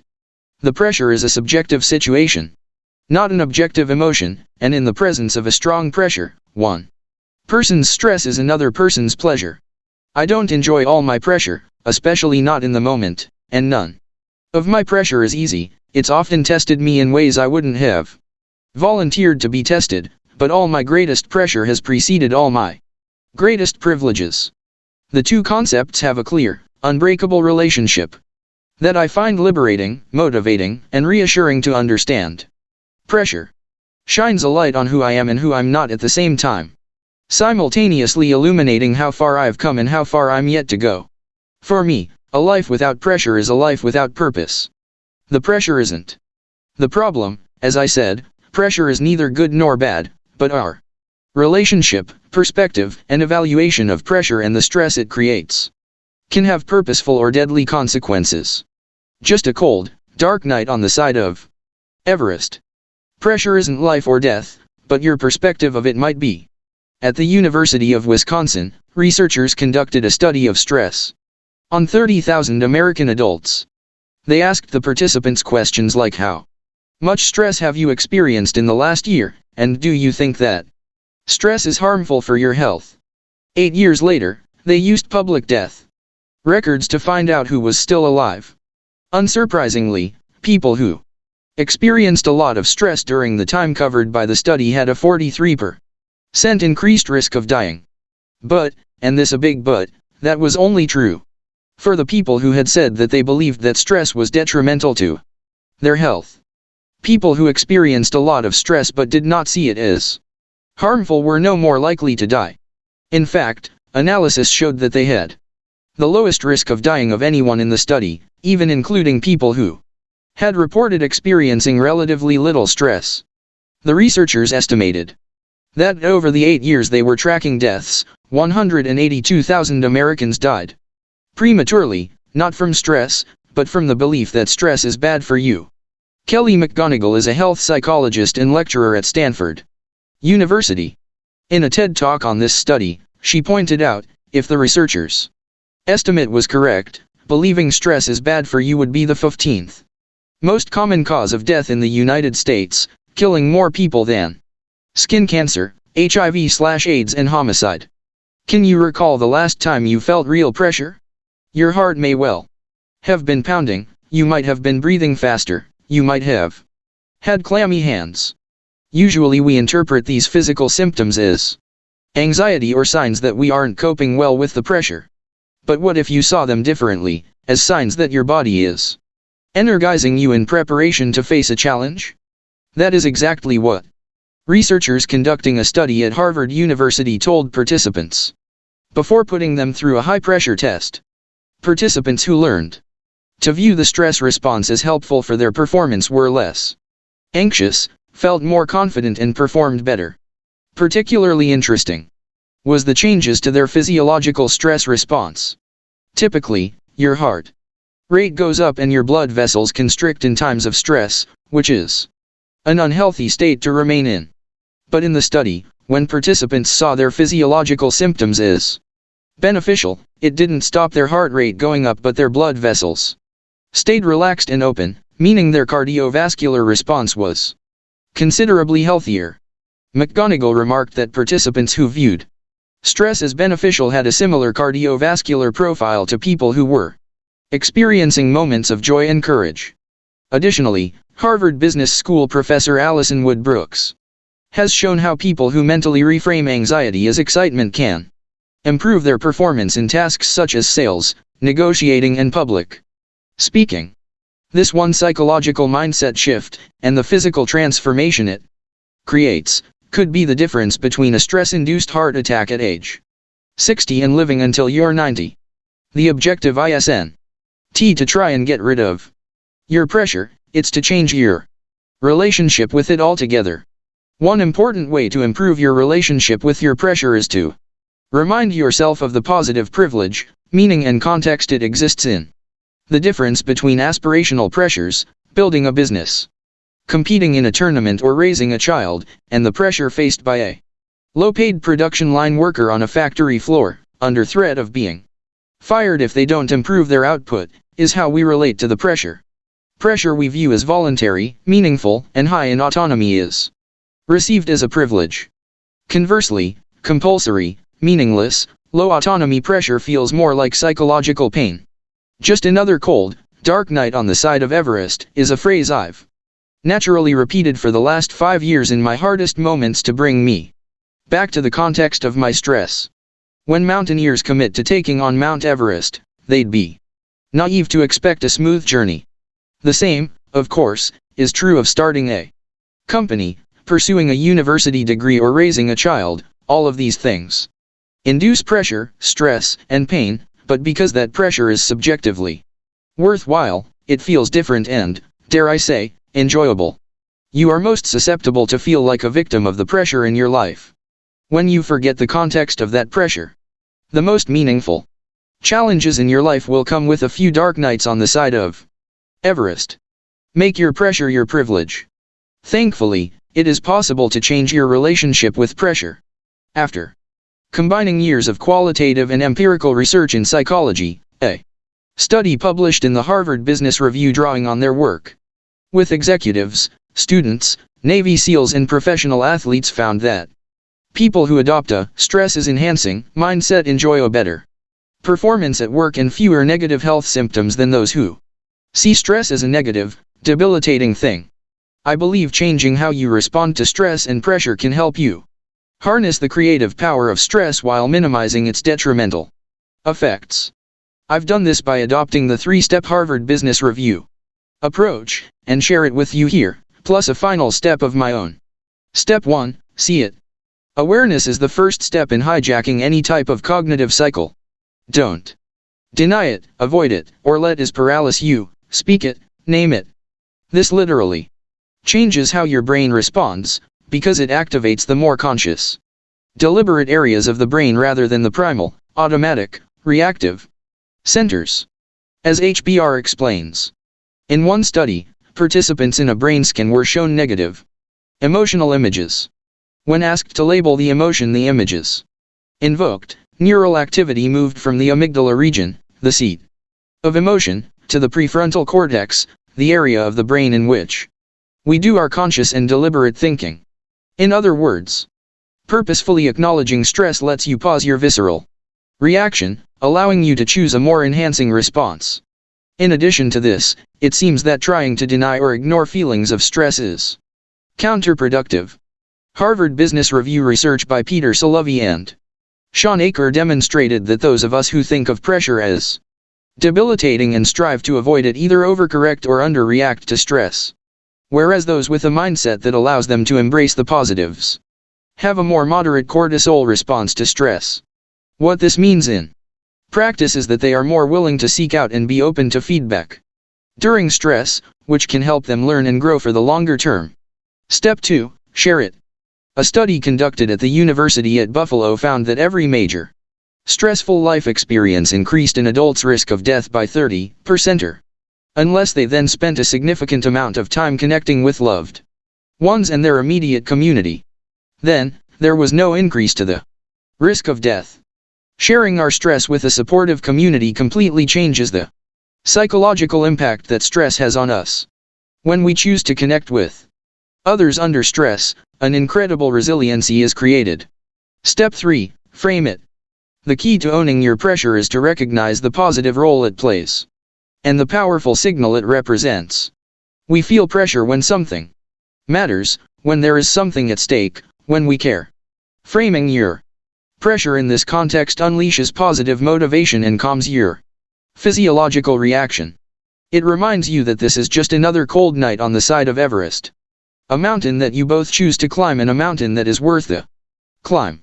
In Navy SEAL training, former SEAL Commander Kurt Cronin says, "The leadership squad designs situations that are exponentially more stressful, chaotic, and dynamic than any combat operation so that the teams learn to center themselves in the most arduous circumstances. When the stress of the training seems unbearable, we can own it, knowing that ultimately it is what we have chosen to do. To be a member of a team that can succeed in any mission. And that's a worthwhile pressure to endure." Step 4, use it. When under pressure, stress can help you to succeed. The evolutionary goal of stress is to push you to perform at your best both mentally and physically, to raise your game and meet the scenario or the problem you face. Our physical response to stress is to produce hormones, such as adrenaline and dopamine, which provide the brain and body with much needed blood and oxygen. This results in a state of higher energy, enhanced alertness and a boost in focus. What a wonderful way for our body to prepare us. Don't fight it, use it. Former Navy SEAL Commander Cronin recently said, "Learning to ask, how could these experiences serve us, and being pushed to use them to fuel us, proved a powerful tool in helping our individuals, teams and organization thrive, not in spite of the stress but because of it." As Teddy Roosevelt famously said, "If we are to fail, at least we fail while daring greatly, which is a more admirable fate than that of those cold and timid souls who neither know victory nor defeat." Pressure can save your life. In preparation for this book, I interviewed more than 10 health experts about the topic of stress, pressure, and its impact on our health. One of the most surprising recurring concerns I had presented to me can be Summarized in something said to me by Gary Brecka, founder of 10x Health. We are living in a comfort crisis. We are slowly suffocating ourselves to death with comfort by avoiding the hard things that are good for our health. Aging is our aggressive pursuit of comfort. He believes that humans physiologically thrive and are innately designed to live under the right types of pressure. He says we're supposed to experience extreme cold and hot temperatures. We're not meant to live in perfectly regulated room temperature environments. And we're supposed to exert physical strain on our bodies. We're not meant to be this sedentary. Other health experts I spoke to told me that the cost of avoiding these types of physiological pressure are seen in the obesity crisis, the rise in heart disease, and many types of preventable illnesses. Professional, psychological, and physiological pressure is so often a privilege that we choose to ignore because it's hard, and as stated previously, we are discomfort avoiding humans. However, in all aspects of life, hard is the price we pay today for an easy tomorrow. The law: you must make pressure your privilege. Pressure doesn't have to be a negative thing, and, if framed correctly, it can be energizing. Recognizing, owning, and using pressure can be a powerful tool when it comes to achieving our aims in business and life. Comfortable and easy are short-term friends but long-term enemies. Law 25. The power of negative manifestation. This law teaches us the wonderful power of something I call negative manifestation and how it can help you see red flags, future risk, and anything else that stands in the way of your success.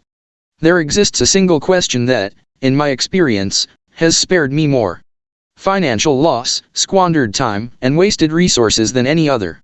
This question, which I've grasped the significance of through a litany of failures, setbacks, and blunders, often goes unasked due to the unease it stirs within us. Avoiding this question places you in a perilous position, akin to the proverbial ostrich burying its head in the sand, as depicted in Law 23.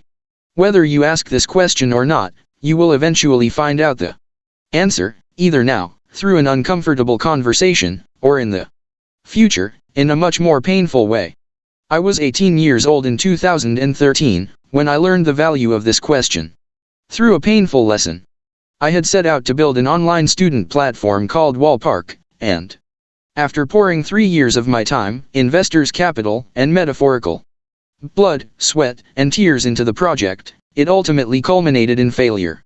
As the saying goes, hindsight is 20/20. Looking back, the reason for my failure seems obvious. I was unknowingly competing with Facebook in a contest I stood no chance of winning. But the thing is, this revelation needn't have required hindsight. I didn't need to experience failure to recognize it. If only I'd had the humility, experience, and strength to sincerely ask myself one straightforward question, I believe I could have circumvented the loss of time, money, and effort altogether. That pivotal question is, why will this idea fail? This question might appear straightforward and evident, yet when I surveyed more than 1,000 startup founders, startlingly only 6% claimed they were clear on why their idea could fail, while a tremendous 87% were clear on why it would succeed. The reality is that most startups eventually fail, and when they do, as mine did, the founders seem to suddenly see the obvious, with the majority of them attributing their downfall to overestimating their prospects and underestimating the risks. For instance, according to the Small Business Administration in the United States, 52% of failed founders acknowledged underestimating the resources needed for success, 42% admitted to not realizing the market didn't desire their product, and 19% confessed to underestimating their competition. I am convinced that the most crucial, revealing question these unsuccessful startup founders ought to have asked themselves and their colleagues before pursuing their ventures was, why will this idea fail? Both doctors and ailing patients can attest to the notion that prevention is better than cure, and in business there's no chance of prevention without having a humble confrontation with the prospect of failure before starting out. There are 5 main reasons why we shy away from engaging in this dialogue or even contemplating the possibility of failure. These 5 Psychological biases, consistently identified across numerous studies, will likely prevent you and your team from asking this seemingly simple yet essential question. 1. Optimism bias. Talishero told me that about 80% of us have this bias. Simply put, it makes us focus on good things and ignore bad things. It stopped me from asking why will Wallpark fail, because I innately believed and wanted things to end well. It's believed that this bias gave us an evolutionary advantage. Optimism helped us take more survival risks, explore new environments and find new resources, but in our professional lives it prevents us from adequately considering risk. 2. Confirmation bias. We all have this bias to some degree. It causes us to pay attention to information that supports our existing ideas and hypotheses. It caused me to pay attention to, and accept, information that proved Wallpark was a good idea and ignore all of the data, emails, and feedback that suggested otherwise. Research shows that this human bias boosts our self-esteem and gives us emotional comfort by making our worldview feel consistent, coherent, and correct. 3. Self-serving bias. This bias impacts most of us to varying degrees, and it leads us to believe that our success or failure is a result of our own skill and effort. Its certainty stopped me from thinking about why Wallpark would fail, because it made me overestimate my own abilities while underestimating the impact of external factors, such as market conditions, competition, or other unforeseen circumstances. 4. Sunk cost fallacy bias. This bias makes us stick with a decision, even when evidence suggests that it was a bad decision, because we've already spent time or money on it. It's the reason why Wallpark carried on for 3 years instead of 1. Subconsciously I didn't want to waste or lose the time and money that had been invested by quitting, but in doing so, I ended up wasting even more time and money. 5. Groupthink bias. This bias prevents a group of people from asking, why will this idea fail, because they don't want to disagree with the group. At Wallpark, at no point did any of the founding team question if the idea would fail. We had all likely conformed around the same blind hypothesis because of our desire for social cohesion, which created a strong conformity pressure for any new team members. The question saved my business. In 2021, I had a bold idea. Riding the wave of success from my podcast, The Diary of a CEO, I envisioned launching an entire podcasting network. This ambitious plan involved creating a multitude of fresh podcasts, each featuring renowned and talented hosts. My goal was to harness our team's commercial, production and marketing expertise to propel these podcasts to the same heights as The Diary of a CEO. We had a wealth of experience in scaling a #1 podcast. I had a phone book brimming with well-known personalities eager to collaborate with me on their own podcasts. I had a team of 30 people that worked on The Diary of a CEO, and I had the financial resources to invest in this new venture. To bring my vision to life, I gathered a dedicated group of 5 people from The Diary of a CEO team, and over the course of a year, we meticulously planned the network, meeting with potential hosts and scouting for partners. I invested hundreds of thousands of dollars into the planning and preparation process, along with countless hours of my own time and energy, as well as that of my team members. 6 months into the project, I extended a formal offer to the head of one of the world's largest media companies to run the network as CEO. To my delight, he provisionally accepted and told me he would resign when I gave him the green light to join us. Finally, after 12 months of planning, the day of reckoning arrived. I was faced with the critical decision of whether to ask the incoming CEO of this new podcast network to leave his well-paying job and join our ranks. I knew this choice marked the point of no return. If I took this decision, there would be no looking back. It would be full steam ahead with launching a large-scale podcasting network. In that defining moment, the wisdom I had accumulated over a decade in business kicked in. I gathered my team and posed a simple yet profound question: why is this a bad idea? As I observed their uncomfortable expressions, it was evident that their minds were grappling with an entirely new challenge, one they had never contemplated before. Within moments, the floodgates opened. One team member pointed out that our limited talent pool would be spread too thin, jeopardizing our existing successful podcast business. Another chimed in, highlighting the potential unreliability of famous hosts and the risk of losing everything if a host decided to leave. Another pointed to serious concerns about the economy, and how this would cause dwindling sponsorship opportunities. Another explained that it would be more difficult than we thought to replicate our initial success because some of it was due to luck, circumstance and fortune. Once the cascade of logical reasons had subsided, a team member turned the question back on me, "Why do you think this is a bad idea?" In this moment, I realized that my subconscious had been harboring a concern rooted in past experience, which I had been avoiding due to psychological bias.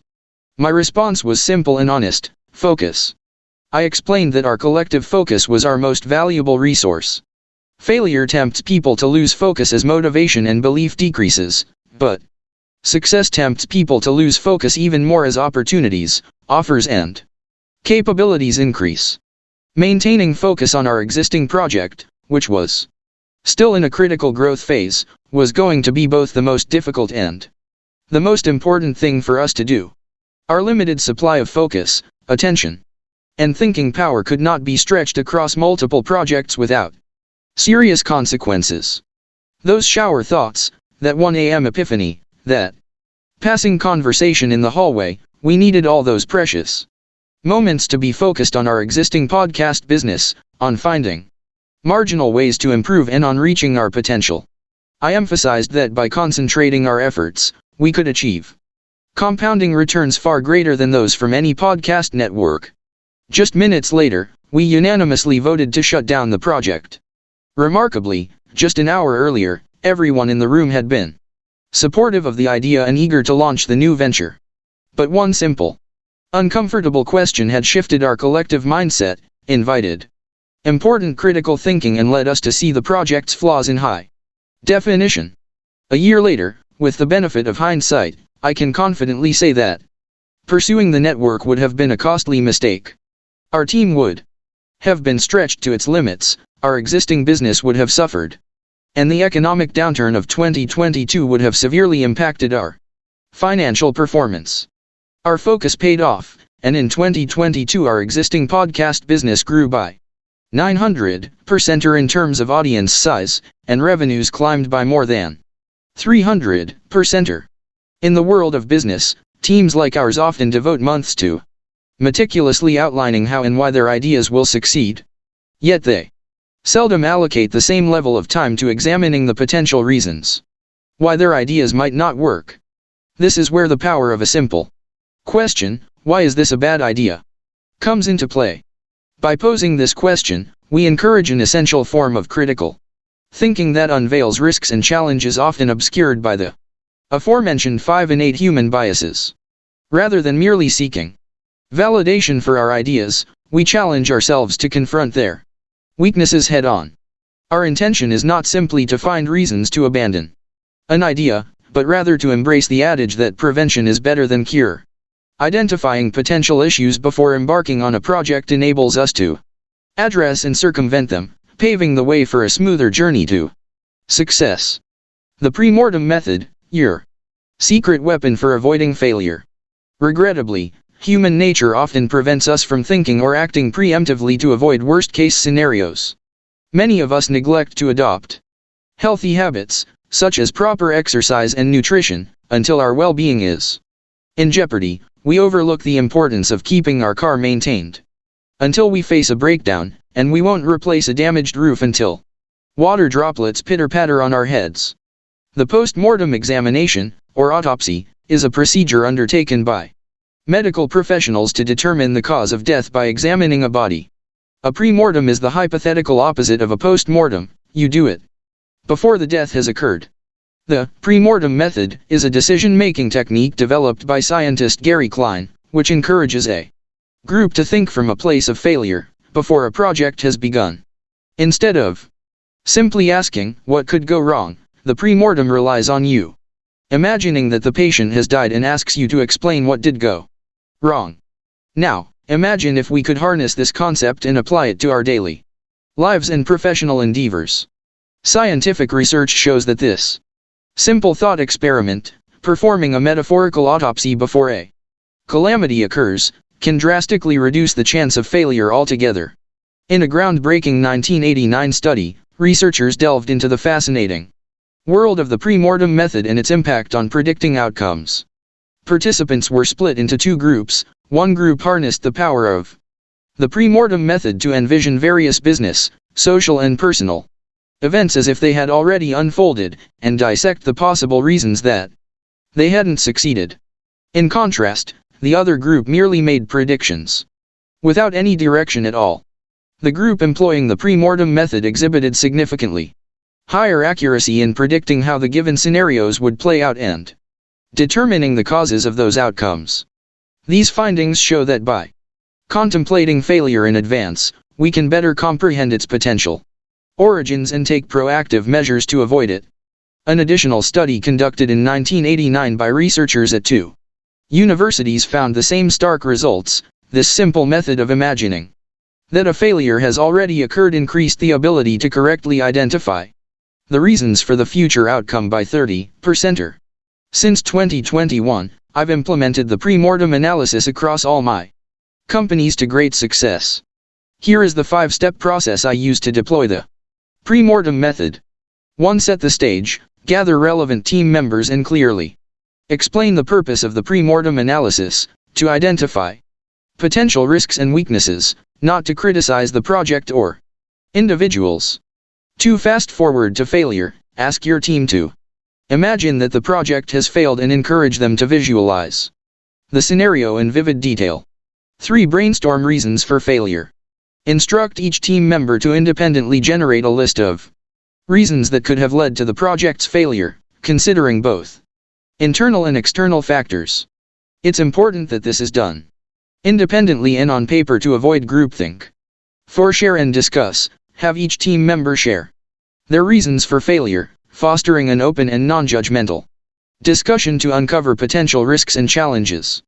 5. Develop contingency plans. Based on the identified risks and challenges, work together to create contingency plans and strategies to either mitigate or avoid these potential pitfalls altogether. This isn't just business advice, it's life advice. The truth is, humans make really shitty decisions clouded in emotion, induced by fear and influenced by insecurity. We're not very logical, we're riddled with biases, and in our decision-making, we're always searching for shortcuts. The power of the pre-mortem method extends far beyond the realm of business. It's been a potent tool for making better decisions in various aspects of my personal life.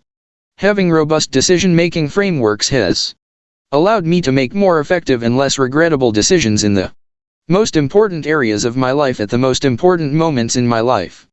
Here's how you can apply it in different scenarios. 1. Choosing a career path. When deciding on a career, conduct a pre-mortem analysis by envisioning yourself years into the future, having experienced significant dissatisfaction or failure in that career. Work backwards to identify potential reasons for this dissatisfaction, such as lack of interest in the job, limited growth opportunities or work-life imbalance. By considering these factors, you can refine your career choice or devise strategies to mitigate potential issues. 2. Choosing a partner. When contemplating a long-term relationship or marriage, imagine a scenario in which the relationship has failed or become unfulfilling. Identify factors that may have contributed to the decline, such as misaligned values, poor communication, intimacy problems, or differing expectations. By addressing these concerns proactively and proactively searching for red flags, you can make a more informed decision about the partnership or work on strengthening the relationship from the outset. 3. Making a considerable investment. When contemplating a significant investment, such as purchasing a home or investing in the stock market, envision a scenario in which the investment leads to financial loss. Identify potential causes for this outcome, such as market fluctuations, inadequate research, or overestimating your financial capacity ahead of time. By understanding these risks, you can make more informed decisions. Perform thorough due diligence, and take steps to minimize potential losses. In the present age, it appears that every social media quote I encounter demands that I visualize success, extolling the virtues of manifestation and positive thinking. While optimism undoubtedly holds immense value, and positive thinking has genuine merit, there lies an equally profound potency in embracing negative contemplation, visualizing failure and planning accordingly. The power of negative manifestation. Our cognitive wiring instinctively steers us away from thoughts that induce psychological unease. However, much like the proverbial ostrich with its head buried in the sand, this avoidance often leads us towards even greater psychological distress. Paradoxically, in all facets of life, engaging in an uncomfortable conversation today paves the way for a more comfortable life in the future. Prevention is easier than cure. Embracing this duality of thought, balancing positivity with negativity, equips us with the wisdom, fortitude, and foresight to forge a more successful path forward. You can predict someone's success in any area of their life by observing how willing and capable they are at dealing with uncomfortable conversations. Your personal progression is trapped behind an uncomfortable conversation. Law 26. Your skills are worthless, but your context is valuable. This law explains how you can get paid multiples more for the skills you already have, and how all the value comes from the context, not the skill itself. We'll give you $8 million if you help us. In 2020, after a roller coaster decade of building a social media marketing company that worked with some of the world's most renowned brands, I waved goodbye to my CEO role and embarked on a journey of self-discovery.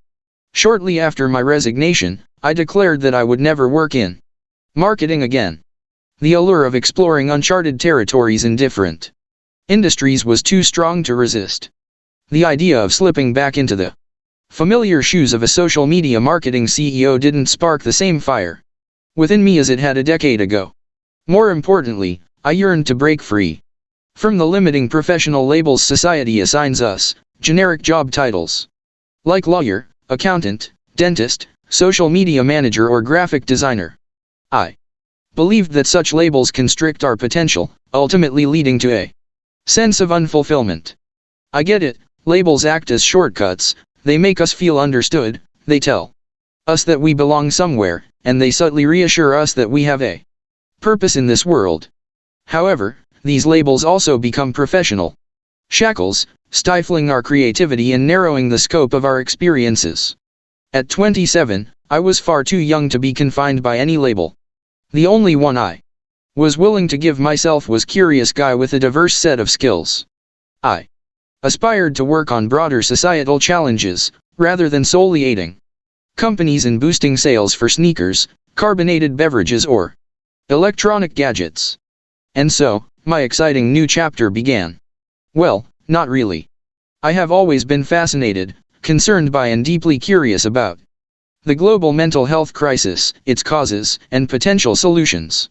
In 2020, the year I resigned, the COVID-19 pandemic forced the world into lockdown, depriving us of many psychological stabilizers and pushing mental health into the spotlight of public conversation.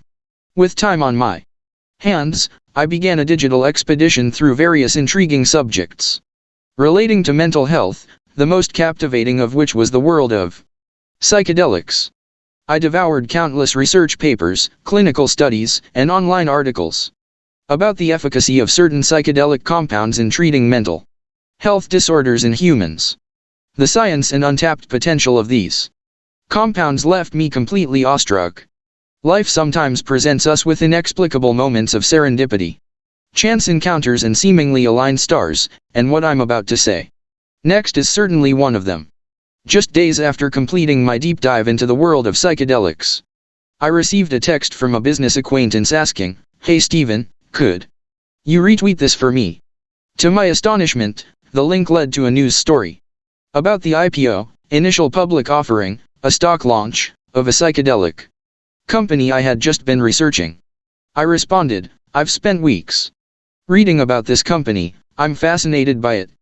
Are you involved? He replied, I'm the largest shareholder, and I'm working on a similar project right now. I'd love for you to help us with the marketing. Let's discuss this further, I replied, and we arranged a lunch meeting. Later that week, after spending just a few hours learning about the company's mission, meeting the executive team and examining their work, I knew I wanted to be part of their journey. The company operated within the biotech sector, an industry teeming with brilliant minds, intelligent individuals donning white coats in laboratories, yet devoid of cutting-edge marketing talent adept at crafting compelling stories on the modern digital platforms that drive public conversation. To succeed in their impending IPO, the company knew it needed to effectively communicate their incredibly timely cultural mission, not only to large institutional investors but also to the general public, using all the available social media platforms. The company had its sights set on a multi-billion-dollar IPO, and the distinction between effective and ineffective storytelling and marketing could make or break their valuation.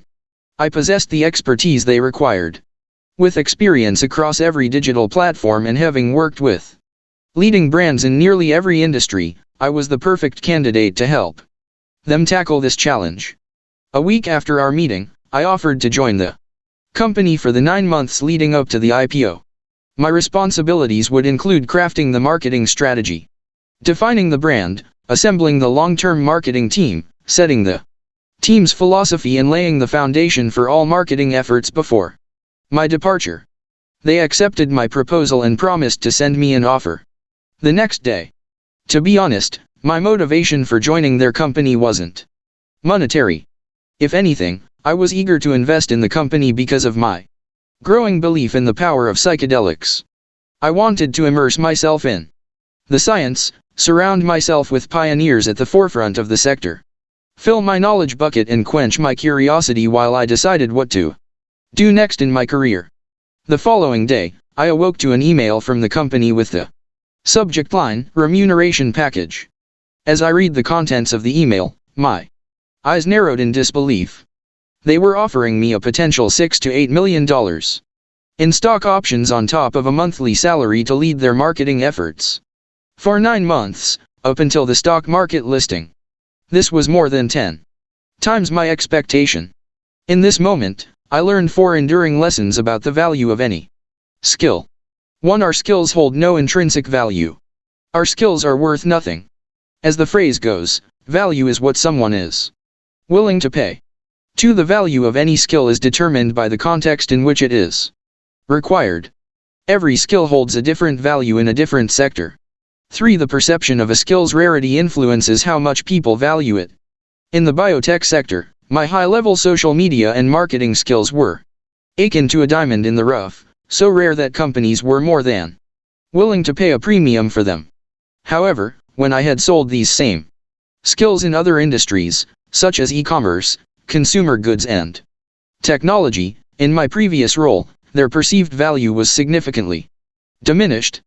In these contexts, my skills were more common, which meant that the fees I could charge were a tenth of what a client was willing to pay me in the biotech industry. 4. People will assess the worth of your skill based on how much value they believe it can generate for them. The biotech company was teetering on the edge of a potential multi-billion-dollar IPO, and in this high-stakes environment, my skills possessed the potential to substantially influence the company's valuation.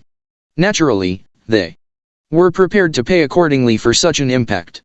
Reflecting on my prior career, I realized that when I had used the same skills to market consumer products like dresses, t-shirts, and accessories, the financial returns I generated for clients paled in comparison to the potential returns for this biotech company. Consequently, the fees I received were proportionally tiny. The truth is, the market you decide to sell your skills in will determine how much you get paid, far more than the skills themselves. Technical or medical writers in the engineering or biotech sectors earn higher salaries than writers in the media and publishing industries, even though the core skill of writing is the same. Data analysts working in finance or consulting earn more than those in academia or government roles, even when performing the same data analysis tasks. Software developers and programmers in high-demand industries such as artificial intelligence, cybersecurity, or fintech command higher salaries than those working in traditional IT roles or web development, even when utilizing the same programming languages. Project managers in the technology sectors receive higher pay than those managing projects in the arts, education, or social services sectors, though the fundamental skill of project management is the same. Sales professionals in high-value industries like pharmaceuticals, medical devices, or real estate can earn significantly more through commissions and bonuses than those in retail or consumer goods, despite both roles requiring the same fundamental sales skill. PR professionals working in entertainment, sports, or luxury brands have higher earning potential than those in non-profit organizations, healthcare, or education, even when using the same skills to manage PR campaigns. Photographers working in fashion, advertising, or commercial photography can charge higher rates than those in photojournalism or wedding photography, even though the fundamental skill is very similar. HR professionals in industries with higher revenue and growth, such as technology or finance, earn more than their counterparts in non-profit or public sectors, despite performing the same HR functions, like recruitment, training, and benefits administration. Financial analysts working in investment banking, private equity, or hedge funds are likely to earn more than those in corporate finance or government roles, even when applying the same financial analysis skills and knowledge. A common misconception is that the only avenues for securing a pay increase are to either vie for a promotion in one's current position or to seek a similar role within the same industry. However, a more effective and potentially rewarding approach may lie in transplanting one's skill set to an entirely new context, a different industry, where it can deliver greater value for the employer. By doing so, your current abilities may be seen as a rarer commodity, increasing their worth and, in turn, enhancing your value. Maybe the starkest example of how context creates the perception of value can be seen in a social experiment conducted by the Washington Post in 2007. The experiment was designed to explore how people perceive and value talent and art in an everyday, unexpected setting. On a bustling January morning, Joshua Bell, a world-renowned violinist, dressed in ordinary attire, disguised himself as a street performer and positioned himself at a Washington, D.C. subway station. He played for about 45 minutes, performing 6 classical pieces on his Stradivarius violin, which was worth $3.5 million at the time. Despite Bell's immense talent, skill, and the beautiful music he played, very few of the thousands of commuters passing by that day stopped to listen or appreciate his performance. Over the course of his performance, only 7 people paused to listen for at least a minute, and Bell collected a mere $52.17, a stark contrast to the thousands of dollars he typically earns per minute when performing in the world's most prestigious concert halls. The story highlighted how people often overlook value in certain contexts, raising questions about how good we truly are at appreciating and rewarding talent in our daily lives. This also serves as an apt metaphor for my own professional life. I had previously been selling my skills in a subway station, and just by moving the same skills to a prestigious concert hall, I earned 10 times more. In 2021 I shared this story and what it taught me with one of my best friends, who was at an impasse in his career, sick of not having enough money for a mortgage, but seemingly working every available hour in the day. At the time he was a graphic designer designing nightclub flyers and local company logos in Manchester for £100 to £200 a piece. He was averaging about £35,000 a year in income. A few weeks after our conversation, he made a bold decision to sell his skill set in a new context. He moved to Dubai and repositioned his design service to focus on luxury brands and blockchain technology companies. In his first year in Dubai he generated £450,000 in revenue, and in 2023, alongside his new business partner, he's forecasting more than £1.2 million in revenue. The same skill of graphic design, sold in a different context, earning 30 times more. The law: your skills are worthless, but your context is valuable. Different markets will place different values on your skills. If an employer or client sees your expertise as rare or unique, they will be willing to pay more for it than those in an industry in which your skill set is more common. Context is key. You can significantly boost your earning potential by offering the same skills to a different industry. To be considered the best in your industry, you don't need to be the best at any one thing. You need to be good at a variety of complementary and rare skills that your industry values and that your competitors lack. Law 27. The discipline equation: death, time, and discipline. This law teaches you how to be disciplined in anything that you set your mind to through a simple discipline equation, and why discipline is the ultimate secret to being successful in any ambition we have. These might be the most uncomfortable pages you read in this book. I'm 30 years old, which means if I'm fortunate enough to live to the current U.S. life expectancy of roughly 77 years old, I have just 17,228 days left. It also means I've already spent 10,950 days, which I have no way of getting back. Here's a breakdown of how many days you have left if you live to the average U.S. life expectancy, and how many you've already spent. For most of you, confronting this reality will be unsettling. As I detailed in my first book, Happy Sexy Millionaire, as humans we seem hardwired to avoid the topic of death, treating it as a taboo subject, much like sex in the Victorian era.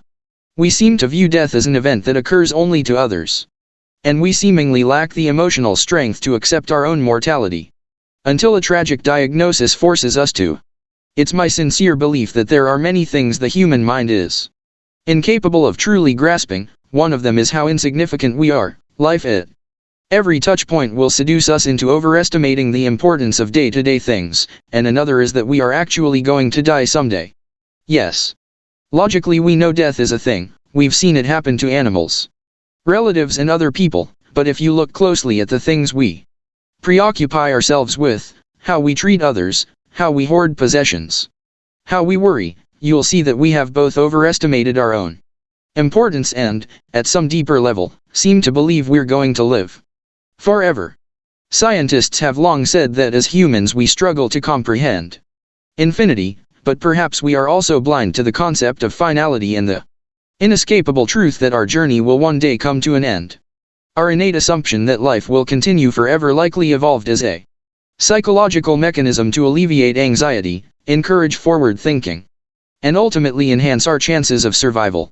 In essence, if humans were persistently conscious of their own mortality, they might be more susceptible to paralyzing anxiety, making it difficult to concentrate on other crucial tasks such as securing life-sustaining resources like food and shelter. However, in today's fast-paced digital world, we are constantly bombarded with a myriad of stimuli: news, social media, emails and countless notifications, that often cause us to worry, project ourselves into the future, fall into meaningless distraction, become disconnected and perpetually float in a state of unease. Perhaps the antidote to this modern ailment lies in embracing our mortality. By acknowledging our finite nature, we can prioritize what truly matters, shed what doesn't, and foster the calm sense of urgency that helps us focus on living more fully, authentically, and in line with our most important values. I need to borrow your imagination for just a second. Imagine waking up in the middle of the night in a friend's apartment on the 20th floor of an old high-rise building to the sounds of screams and the smell of smoke. Imagine stumbling to the door to try and escape to find it locked, realizing the windows are locked too and that there is no way out. Imagine eventually giving in to the fire, losing consciousness, and dying. When researchers asked groups of people to imagine this exact scenario in a 2004 study, and then to answer some questions about it, they discovered that participants' gratitude levels skyrocketed. People who undergo these death reflection exercises report greater life satisfaction, a stronger desire to spend time with loved ones, an increase in motivation to achieve meaningful goals, increased kindness, increased generosity, and a greater willingness to cooperate with others. They also reported lower levels of anxiety and stress compared to a control group. You're going to die, and in a distracted, noisy, complex modern world. This truth is therapeutic, liberating, and a wonderful way to stay focused on. Another important truth, which is that your time, and how you choose to spend it, is the only influence you have on the world.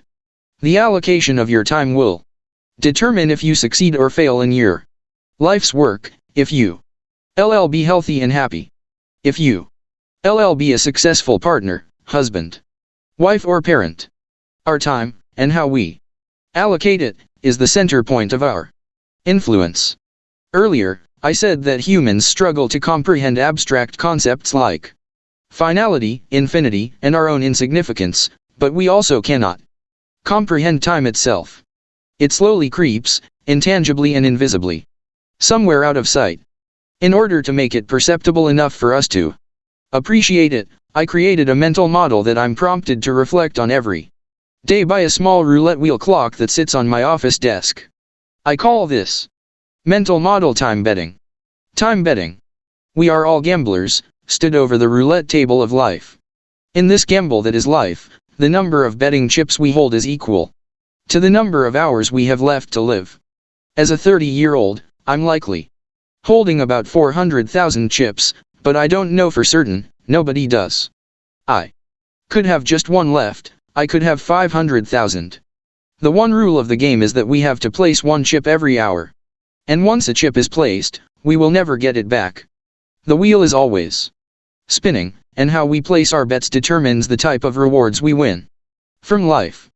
We can place these chips on whatever we like. You might place them on watching Netflix, going to the gym, cooking, dancing, spending quality time with your partner, building a business, learning a skill, raising a child, or walking a dog. How you place these chips is the one thing in life we can control, and it's the one factor that will have the greatest impact on shaping our success, happiness, relationships, intellectual development, mental well-being, and legacy. Although you can never get your chips back once they've been placed. If you allocate some of your chips to activities that improve your health, the croupier will hand you a few more chips. The game ends when you run out of chips, and once the game is over, you don't get to keep any of the things you've won anyway. With this in mind, you should be conscious of what prizes you bet your chips trying to win. You should prioritize the things that bring you joy and deprioritize trying to attain hard-fought prizes that deliver nothing more than negativity, anxiety, and illusion. If I do have 400,000 chips left, I'll likely bet 133,333 of those chips on sleep. If I meet the average, I'll place 50,554 chips on mindlessly scrolling through social media, 30,000 of them eating and drinking, and 8,333 chips in the bathroom. Which leaves me with about 200,000 chips, 200,000 hours, or about 8,000 days left to achieve my goals, build my relationships, raise my family, pursue my hobbies, travel, dance, learn, exercise, walk my dog, and live the rest of my life. I say this not to scare you. I say this to help you realize how unbelievably important, precious, and valuable each chip, each hour of your day, is. It's this crystal clear realization of the importance of your time, caused by the crystal clear realization of our impending death, that serves to motivate us to place every chip we have with clear intention, not to allow them to be snatched from your hands unconsciously by digital, social, and psychological distraction, but to be placed considerately, chip by chip, on the things that truly matter the most. At 50 years of age, Steve Jobs delivered one of the most widely viewed college commencement speeches of all time. At the end of his speech, he said, "Remembering I'll be dead soon is the most important tool I've ever encountered to help me make the big choices in life."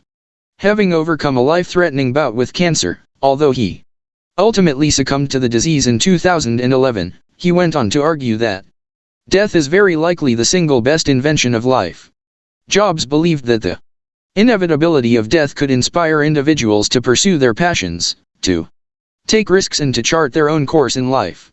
He implored his audience of students to avoid wasting their time living up to someone else's expectations, reminding them that their time was limited. Of all the things Steve Jobs could have said to those young, impressionable college graduates, having just confronted his own mortality. He felt that reminding them of their own impermanence was the most important thing to say. The discipline equation.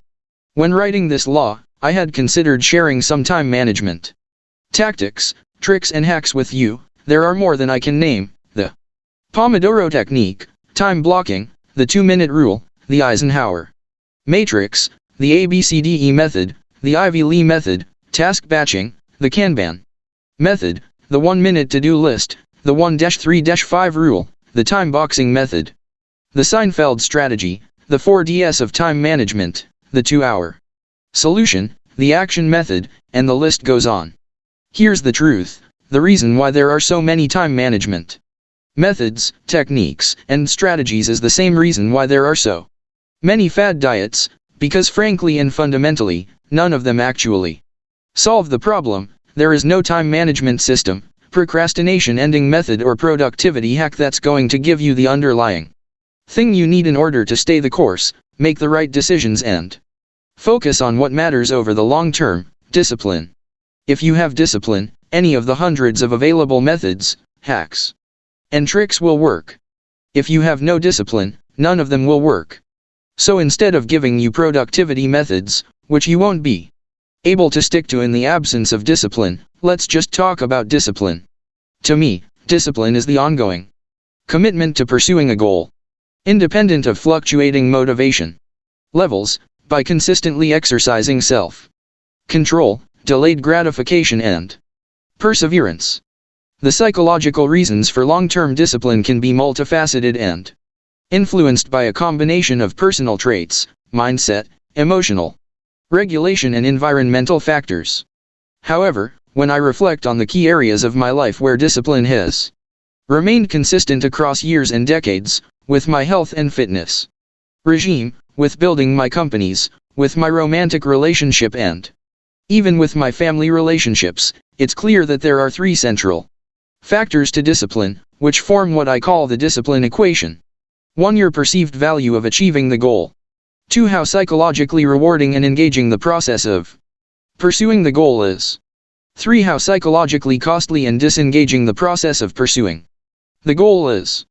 Discipline equals the value of the goal plus the reward of the pursuit, the cost of the pursuit. Let me use DJing as an example. I've been learning to DJ for the last 12 months. I show up, practice for an hour, 5 times a week, and I have done so with good consistency for the last 12 months. Value of the goal: I really want to become a DJ and produce my own songs because I'm obsessed with music. I love the art of DJing, and after doing my first show to 6 colleagues in my kitchen and then to 3,000 people at a rave, I'm hooked on how live music can make me and a room of people feel amazing. The reward of the pursuit: downloading new music every week, engaging in the challenge of mixing it in new ways and falling into the therapeutic flow state of practice has been incredibly psychologically rewarding, and because of the power of progress, discussed in Law 29, which highlights how the feeling of progress creates motivation, I'm extremely engaged in the process. The cost of the pursuit: the time it takes to practice, the energy it requires to focus, and the mild anxiety I have to endure in order to perform in front of people. Because the value of the goal and the reward of the pursuit outweigh the cost of the pursuit, my discipline, regardless of fluctuations in my motivation, has remained robust. How to influence your discipline equation. Through ignorance, insecurity, and immaturity, I spent my late teens and early adulthood doggedly pursuing monetary goals, social status, and romantic relationships. As adults, we tend to seek validation from the things that made us feel invalid when we were younger, and for me it was all of the above. Was I aware that my actions were fueled by insecurity? Far from it. In truth, I wasn't driven, I was dragged. Did I understand the actual goal I was striving for? Certainly not. I believed that wealth, success, and external validation were my goal, when in reality, the underlying goal was to quench my deep-seated insecurities and childhood shame. I had no idea what was dragging me, and I didn't know where I was being dragged to. I suspect this is the case for most people reading this book.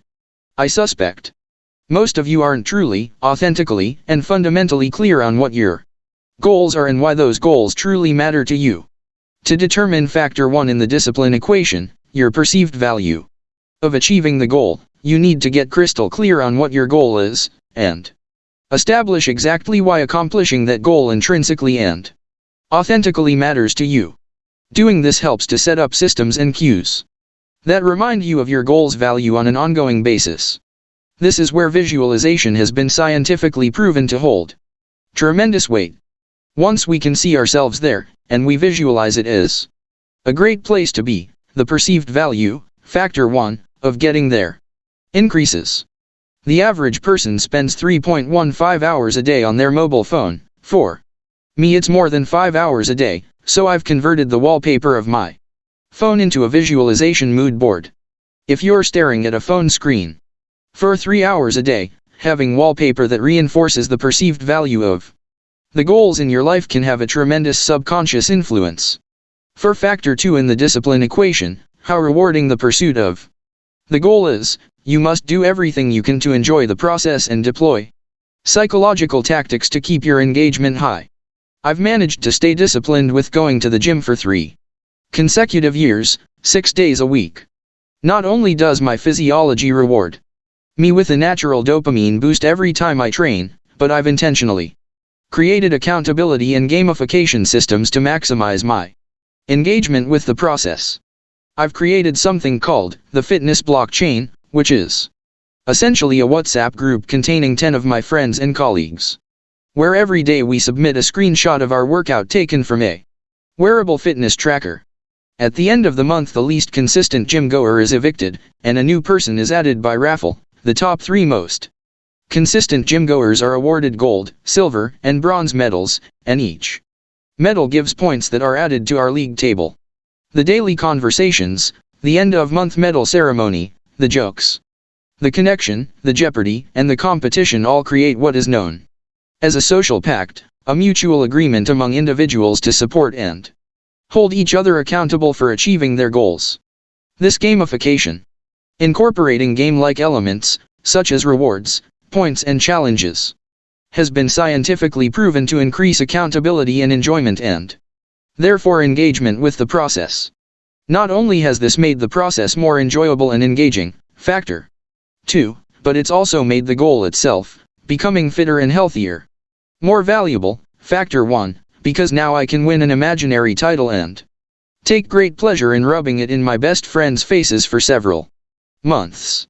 If your long-term discipline is to be sustainable, you must do everything you can to limit the psychological friction and material hurdles that are associated with the pursuit of your goal, and this is where factor 3 in the discipline equation, the psychological cost of pursuing the goal, comes into play. Anything that makes the process feel less intrinsically enjoyable, making it seem too difficult, too complicated, full of too much negative feedback, too much unfairness, too time-consuming, too financially draining, too fear-inducing, too autonomy-removing, too isolating or too hard to see progress, will increase the perceived cost of pursuing the goal, and therefore lower your chances of sustaining your discipline. When I embarked on learning to DJ, I was aware that my discipline to practice would be significantly improved if the barrier and cost of practicing was as low as possible. With that, and the habit framework from Law 8 that highlights the power of cues in mind, I set up my DJing equipment on the kitchen table, in plain view for the whole year, and ensured that I only had to press one button to turn the entire system on and begin to practice.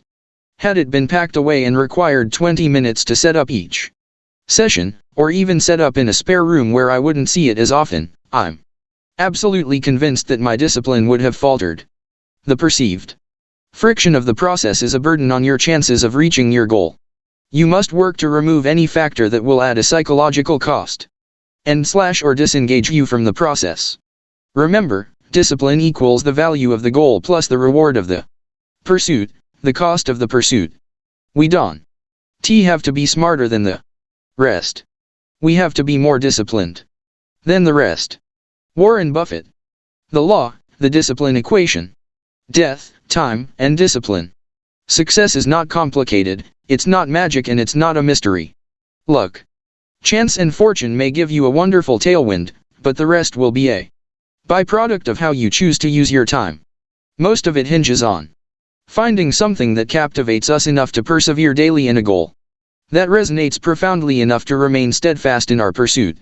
Success is the embodiment of discipline, though it may not be easy. Its core principles are beautifully simple. Being